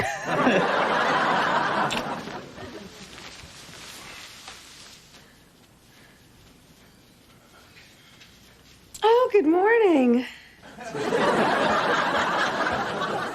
Morning. It's a great day, huh? Dharma, there's a person out here. Oh, I'm sorry. I'm September. Hi. Hi. I'm Greg. September? Hi. Oh, honey. This is September. We grew up on the commune together.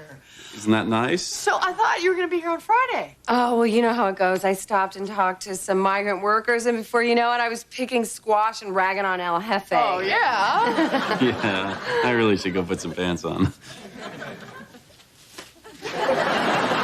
He's not not putting on pants because of me. Oh, see? no. He's a lawyer. He has to wear them for work.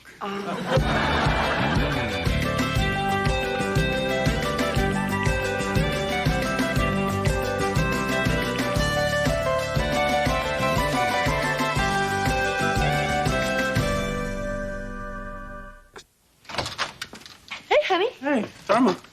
Something out there smells like whatever's in here. September's cooking. Is she cooking tires? I heard that. Oh, this would be an awkward moment if you hadn't already seen me with my pants off. Wait, Dharma, I never thought you'd live someplace with a microwave, a Cuisinart, and a lawyer. Actually, the microwave and the Cuisinart came with the lawyer. It was a set. The astronaut came with boots and a helmet. I don't get it. Honey, we're gonna go to Abby and Larry's for a macrobiotic potluck dinner. September only eats food from the local ecosystem. Oh. Right on. Everything in this salad was harvested from within a 10-mile radius. Here, try some.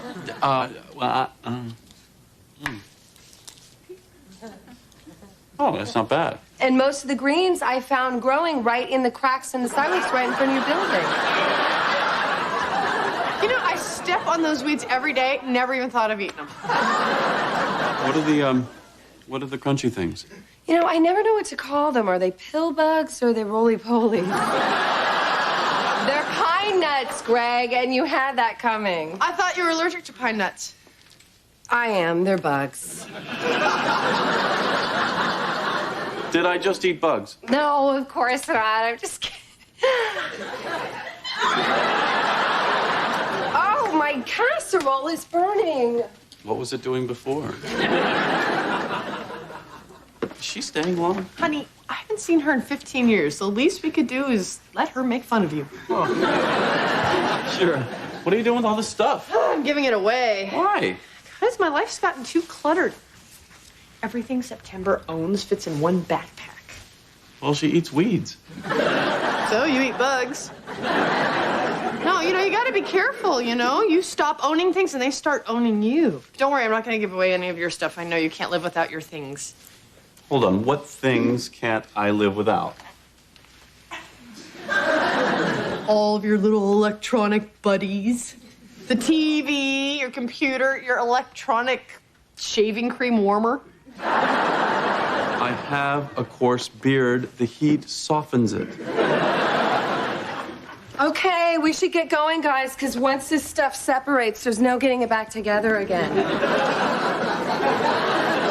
You know, if you don't mind, maybe I'll just, stay here and watch some football. Mm-hmm. On your best friend, Mr. TV. Let's not start judging each other's friends here.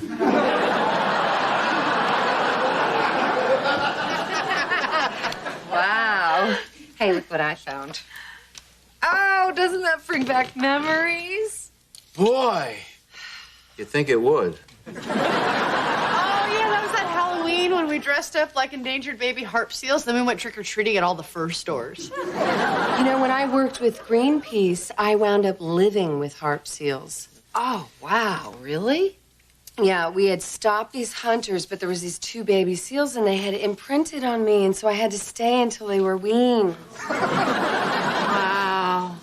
Dharma hand-fed a baby bird that fell out of a nest once. It died. Oh, look at that. We're out of tea. Oh, hey, while I'm up, does anyone want any dessert? Abby made a flourless organic carrot cake. Oh, do we know how far away those carrots were grown? Nope, you're right, we don't. You know what? I'll go see if the crab apples are ripe. So did I tell you I ran into Treehouse Bob from the commune when I was in Costa Rica? No kidding. Treehouse Bob McCluskey or Treehouse Bob Dawson? Oh, wow, what a shame. Those crab apples are not ripe.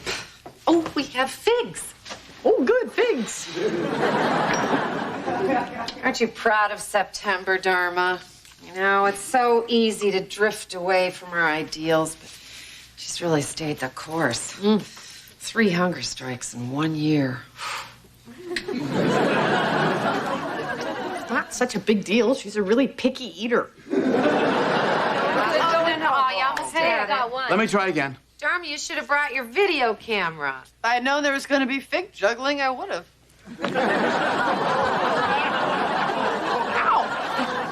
And that's how Fig Newton discovered gravity. All right, it's getting late September. Actually, it's mid-October. No, this is fun. It's just we should go because I'm getting a little tired. Really? I'm not. I guess I'm still on Amsterdam time. You and me both. You know what, honey? You could just stay here. You could use Dharma's old room. Oh, really? That would be great. If that's okay with you. Oh, it's more than okay. And actually, it was my idea. I was going to say that before I get hit with the fig. So I'll just call you, and then we'll get some coffee in the morning? Well, only if we wake up in Brazil. I was so joking.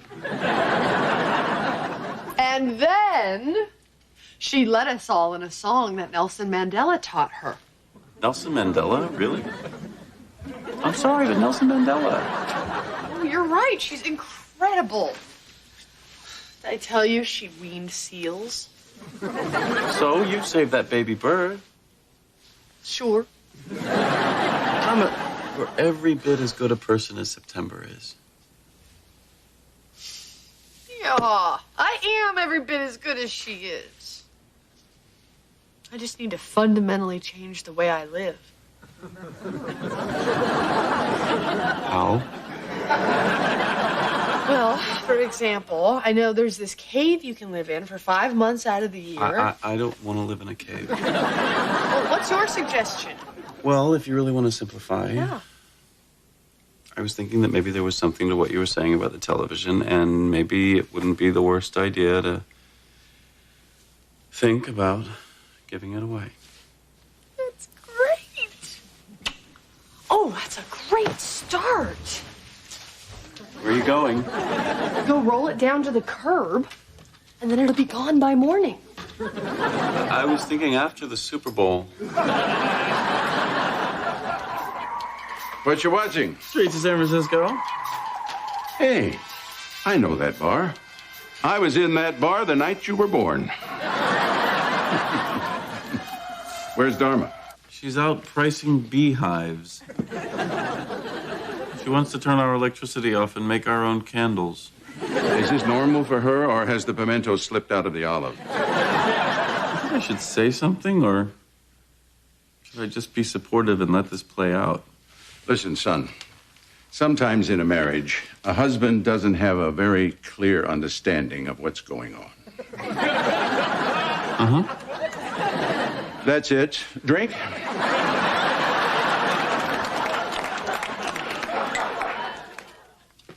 Hey, Abby.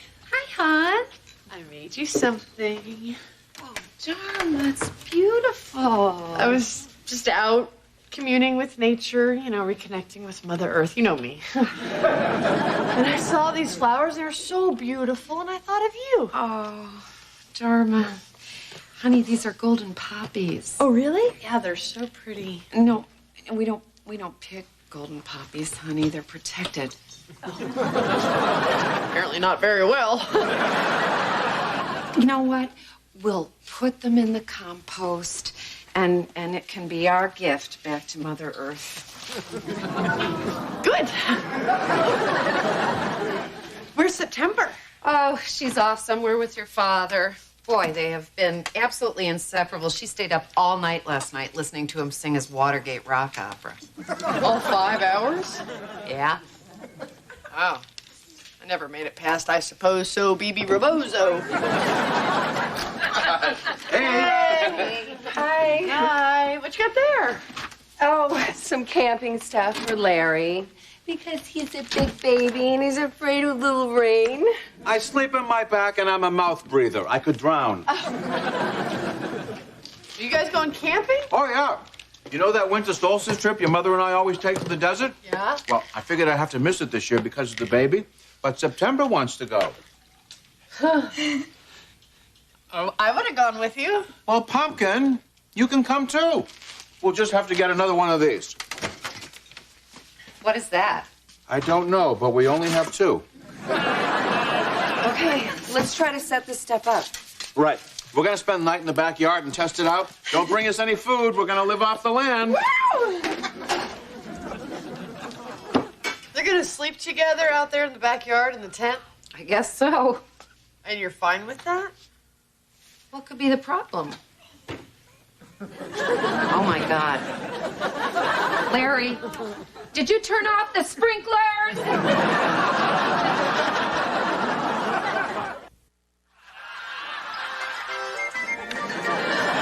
There you are. I was just catching up on some news. From what I hear, the castaways never get off the island. It was what are you doing here? We needed to talk and you weren't at home. What's wrong? September has the hots from my dad. You mean like hots for sex? Yes, hots. They're sharing a pup tent. I don't know that expression. It's a small tent used for camping, and they're sharing it tonight in the backyard. Doesn't mean that they're having sex. That just means that they're really weird. Gregory, Celia has informed me we don't own TV trays. However, if you would like, we can take a tray from the tea service and put it on a luggage stand. Never mind, Mother. Can you give us a minute? Oh, all right. Honey, I'm telling you, my friend is trying to seduce my father. She gives him massages, she braided his ponytail, and then when he talks, she gets this lovesick, dreamy look in her eyes. I'm sorry, this is Larry that we're speaking of? Dharma, September hasn't seen your parents in a long time. They're kindred spirits. She obviously likes your dad, but not in that way. Oh, I don't know. I think Dharma's right to be suspicious. Mother. Gregory, you do not see what I see. Come to a country club luncheon, count the number of men there with women 1/3 their age. It is a national epidemic, and you cannot raise money to fight it. You're not helping, Mother. It is everywhere, Gregory, for heaven's sake. Look, the gentleman with the ascot being tempted by that young tart, wearing a sequin cocktail dress in the middle of the day. That's all she brought on the boat. Kitty, what do you think I should do? Well, I could give you the name of a private detective that I have used from time to time. He's very discreet. Mother, she doesn't need to hire a private detective. Yeah. It's not like I don't know what they're doing. Oh, Dharma, you don't know what they're doing. What is he talking about? The woman has a trunk full of clothes. Wow, it sure is warm on our camping trip in the desert. Not for long. Am I interrupting something? Oh, no, we're just playing with our pants. I should put the goat in the pen if we're going to be sleeping in the backyard. Yeah, I'll be right out. Yeah, I wouldn't want that goat to ruin your little camp out. No, we wouldn't. Because three's a crowd, right?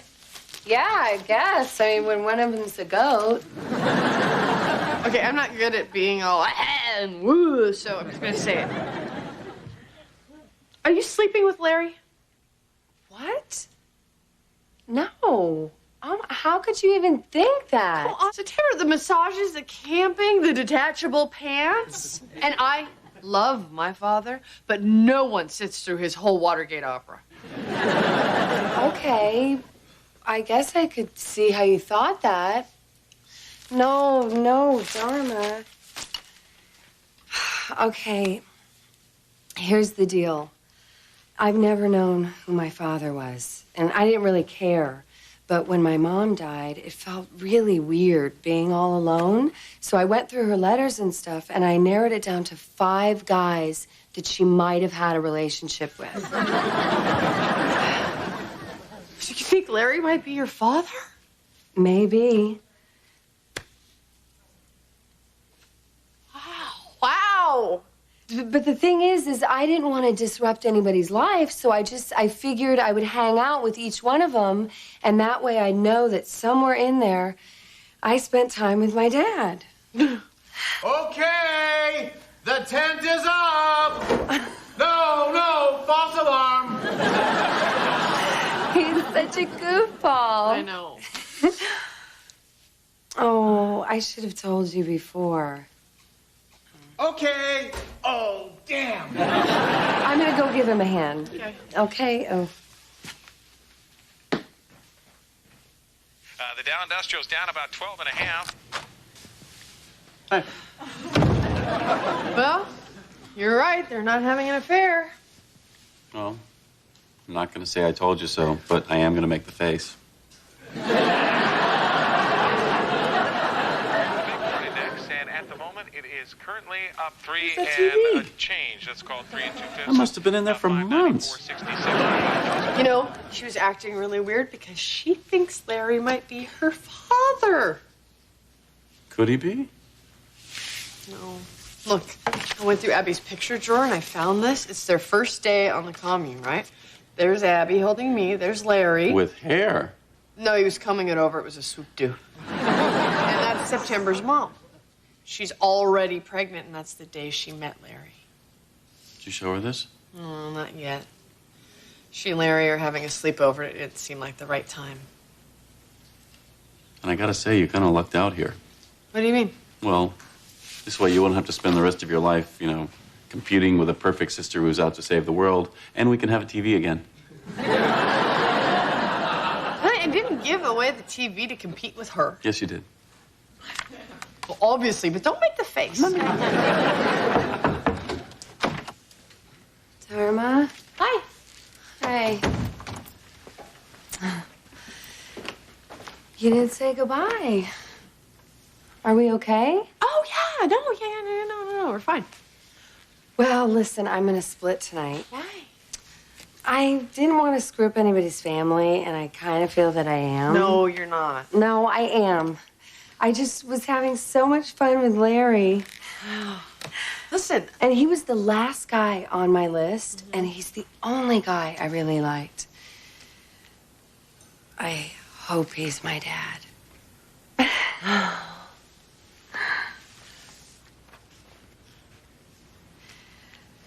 I hope he is too.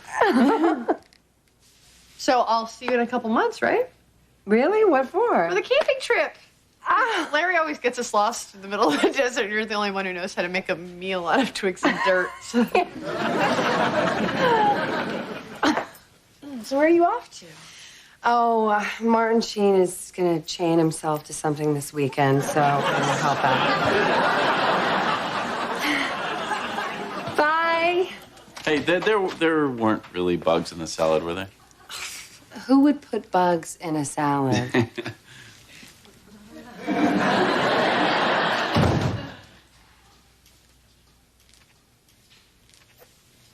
You did a very nice thing there. Yeah. Huh. You want to go get yourself a new TV, don't you? Oh, yeah. Do you want to talk or? No, go, get picture in picture.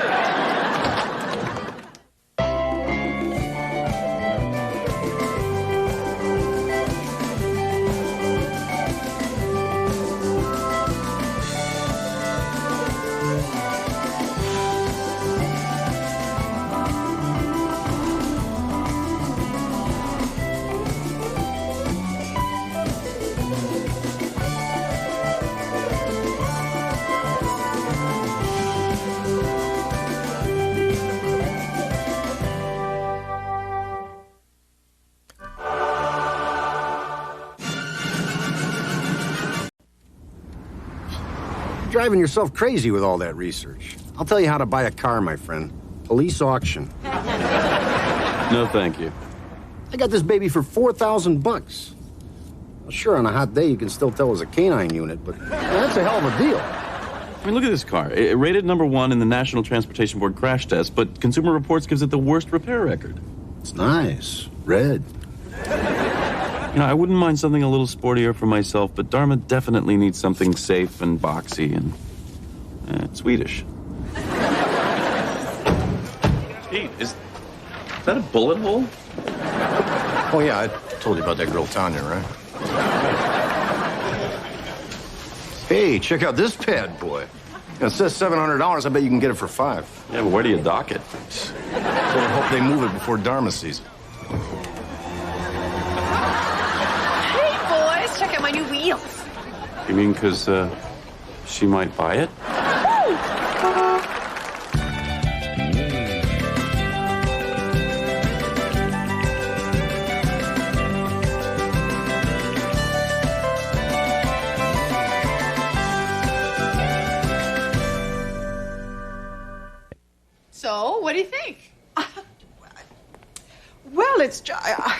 it's Totally bitchin'?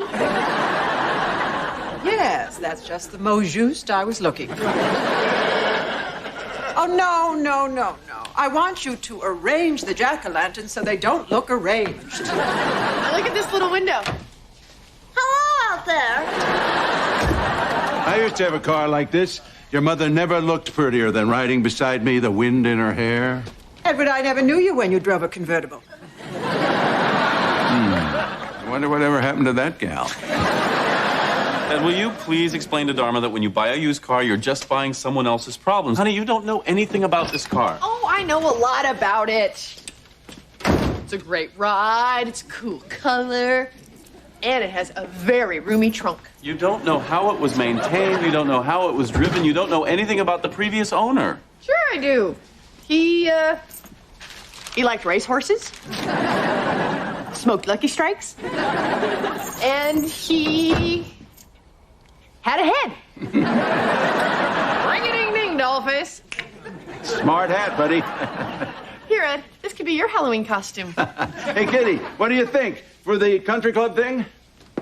Absolutely not. We're going as Robin Hood and Maid Marian as always.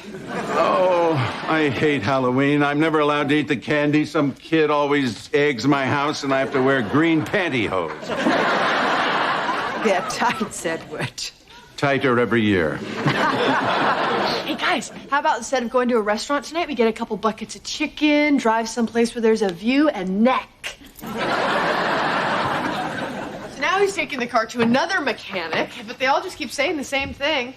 Car's fine, junk the husband. I will buy the car from you. $200 right now, cash. Don't think about it, just do it. Come on, I would look hot in that. Well, it's got a lot of problems, but it is safe, and I must admit, it's a kick in the head to drive. Really? Of course, we might have to grease a few palms to get it to pass that smog check. So, neat jacket. Did you find that in the trunk? No, I had the top down. It got a little chilly, so I stopped and I picked it up for $10. Look, it goes with the hat. Yeah, it does. But they've been separated for years. Look at you, reuniting them like some kind of weird daytime talk show for clothes. You think he would take $6 for the jacket? I would look hot in it. Honey, do we have any juicy fruit? Juicy fruit? I'm gonna cruise over to the store and pick up a pack. Back in a gym.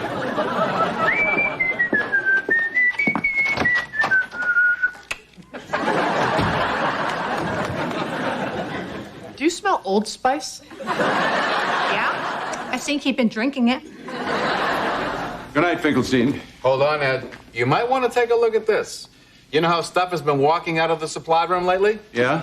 Well, I hooked up an extra security camera, and guess who just snuck in there? Your secretary and your director of integrated marketing systems. You're kidding.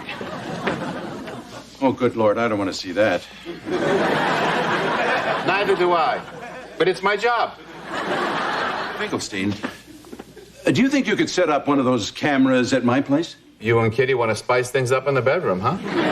Listen, Finkelstein, I want to catch the punk that's been egging my house every Halloween. You know, you can't get egg off. You have to repaint the whole damn house. All right. I'll set it up tomorrow. Thanks. Boy, she won't even get me coffee. Where's Greg? Got me. Last night, he went out for gum, came back 3 hours later. Said he was throwing dice with the guy at the store. Greg doesn't gamble. I know. Buy yourself something pretty. Sorry I'm late, but the chow's on me. I hit the trifecta at Golden Gate. Hey. Who's got a little sugar for Daddy-O? What you got going on here? You like it? Little stash. A little disturbing. Give us some time. It'll grow on you. It's growing on me. When did you learn that? When did I learn that? I gotta go see a man about a horse. Order me a porterhouse, yay thick bone in. Duke him a fin. Tell him I want it to moo. You know, the stash might be the least creepy thing about him. How long has he been acting like this? A couple days. It's really weird. The clothes, the aftershave, and he wants to drive my car all the time. And then when I ask him what's happening, he says, "You are, baby, you are." You know what it sounds like to me, Dharma? It sounds like the car is taking him over. Abby, a car can't possess someone. No, of course not. But the residual energy from a previous owner can. Especially if he departed this plane of existence in a troubled state. What do you know about this car? I guess not a lot. Dharma, I'm surprised at you. You, of all people, should know you can't buy a used car if you don't first check out its spiritual history. You know what is wrong with men's rooms these days? No shoe shine stands. Ooh, check out those shoes. Two-tone spectators. I'm out cruising around. I got the top down. I see him in a window. Something came over me. Cuckoo, huh? All right, Greg, come on. What is happening? You are, baby. You are. Well, to start with, there's only been one owner. There's been no major accidents. And it really does only have 60,000 miles. I checked with the DMV. Hey, Pete, thanks for doing this. Oh, it's no problem. I had to go down there anyway. I've been driving on an expired Jamaican license since '89.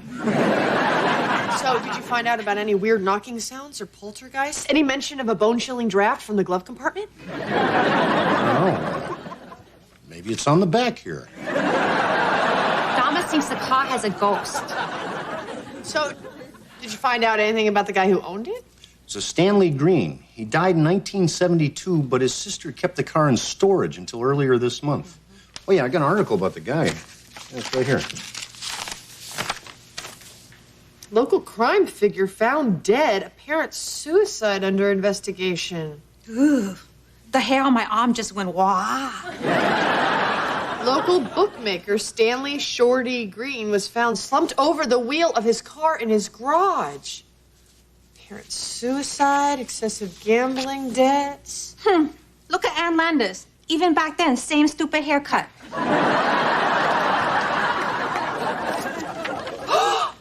Oh my God! Hey, Toots, what's happening? You are, baby, you are.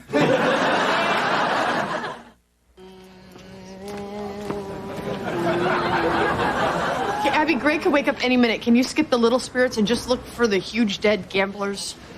Greg's still asleep? Yeah, he was up all night playing Texas Hold'em in the back of some dentist's office. He came home with $200 and a shopping bag full of floss, because floss don't grow on trees, baby. Okay. I think I'm getting something here.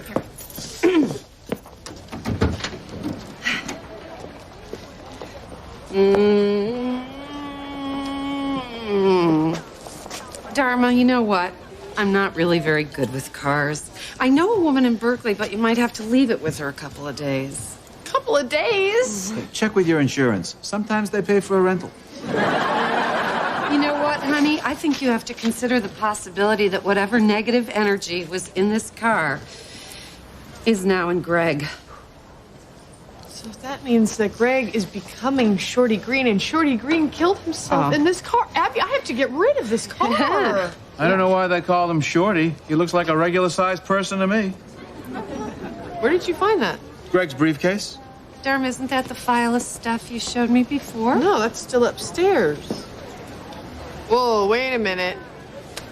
If this is in Greg's briefcase, then he knows all about Shorty Green. He's totally screwing with me. He's just doing this to make me get rid of the car. Well, Dharma, can you blame him? The thing's haunted.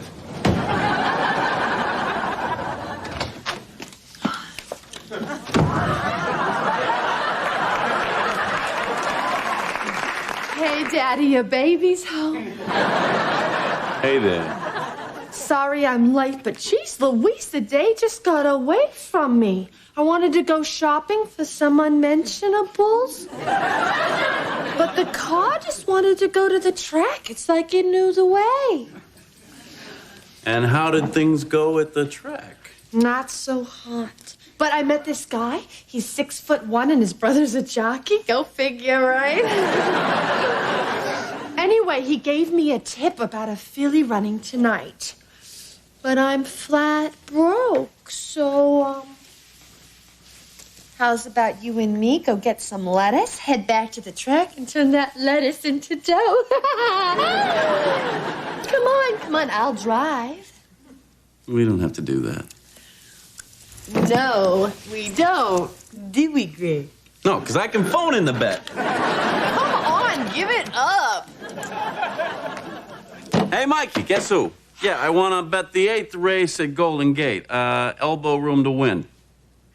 I don't know. Give me $5,000. Make it 10. Make it 20. He wants to make it 20, Mikey. There must be some tip. You heard the lady. Make it 20 large. And be quiet when you back up the money truck. My neighbors like to sleep in.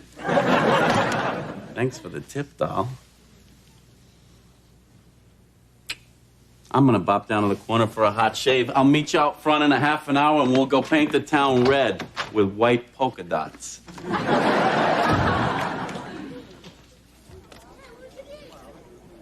Finkelstein, I sure appreciate you helping me out with this thing. Frankly, I'm always glad to get out of the house on Halloween.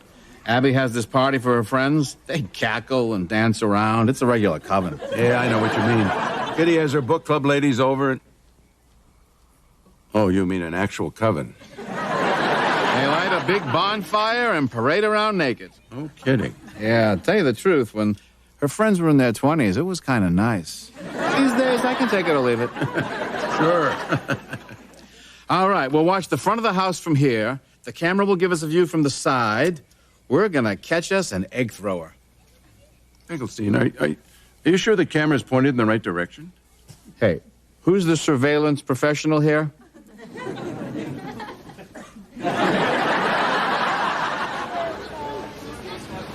What are you supposed to be?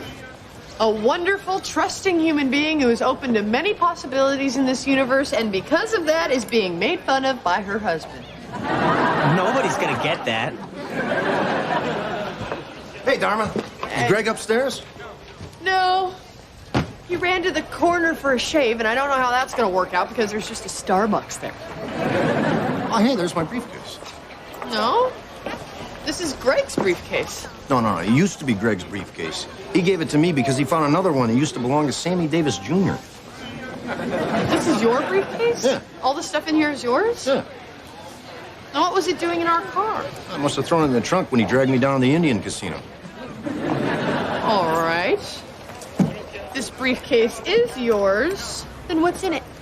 I don't know, the Greenblatt file, the Suarez deposition, my copy of the files about the car.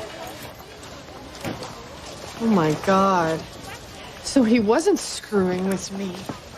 Hey, Greg asked me to bring by some cash. Heard he's having a little trouble with the ponies. Tell him I could only get $9,000. Pete, I made him bet $20,000. Yeah, and he lost.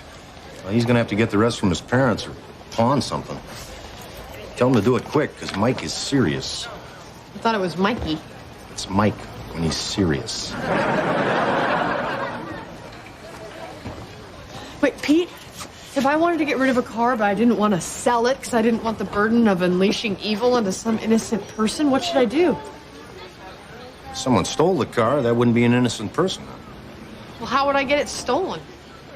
Besides leaving it here with the keys in it? Thanks.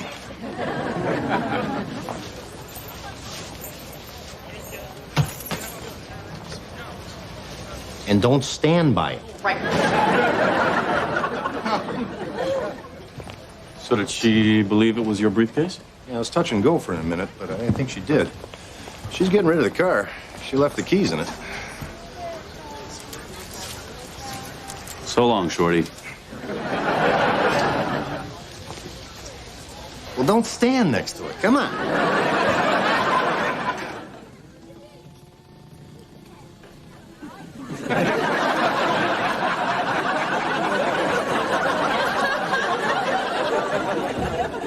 Stop that. Was I humming again? The seat, Finkelstein. Stop moving the seat. I can't get comfortable. It's a Mercedes. You're comfortable. Ooh, can I have some potato chips?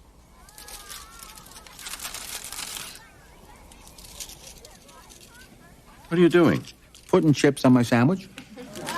You can't put chips on your sandwich. Chips are a side dish. For you, they're on the side. For me, they're part of the sandwich.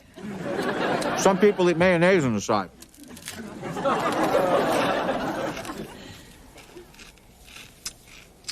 No one eats mayonnaise on the side. Well, if you did, I wouldn't judge you. I'm gonna hit the latrine. Oh. Here you go. What is that? We're on a stakeout. Here's your latrine. I'm not gonna use that. It's okay. I won't watch. I don't care about that. I'm going inside. All right. Just rinse it out before you bring it back. Ed!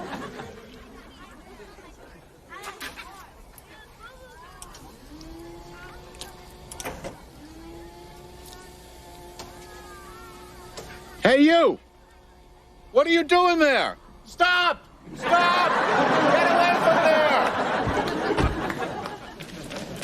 Did you see who it was? Oh, Larry, what are you doing here? Edward asked me to help catch the egg thrower. Well, nice try. Look at my house.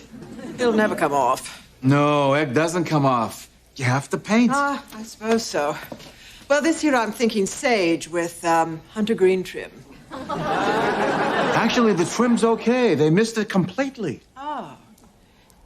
You know, Larry, would you check around back? They couldn't have gotten very far. Good thinking. You know, I didn't like the looks of those ballerinas.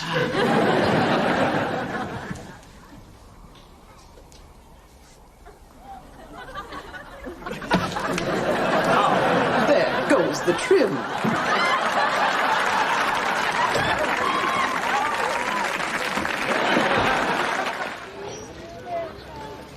I'm really sorry about the car. Oh, no, it happens. Cars get stolen. You know, it was fun while it lasted, but I think we're better off in a more conventional Swedish car.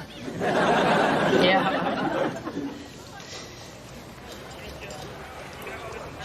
Honey, I'm really glad that you're back to normal, but I did a bad thing. I let someone steal the car you love on purpose, and now some unsuspecting person whose only crime is that he steals cars will be doomed to live out the life of Shorty Green. Dharma, nobody's doomed. Yes, they are, honey. We have to find that car. No, we don't. Listen, the whole thing was a scam. It was my briefcase. I didn't make any bets. We're not broke. I just figured it was the only way I could get you to get rid of the car.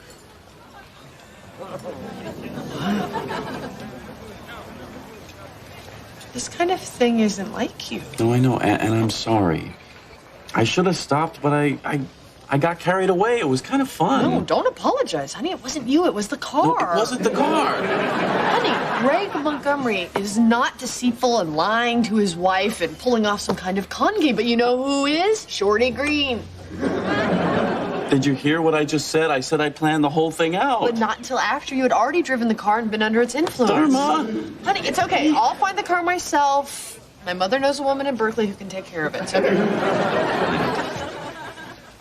But a car can't be possessed. Of course not, honey. A person is possessed. A car is haunted.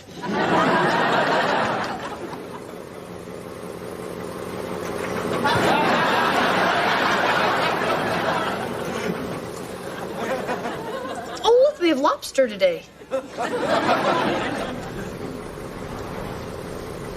Here you go, kitten. There's your earring. Thanks, baby. Fly me to the moon and let me play among the stars.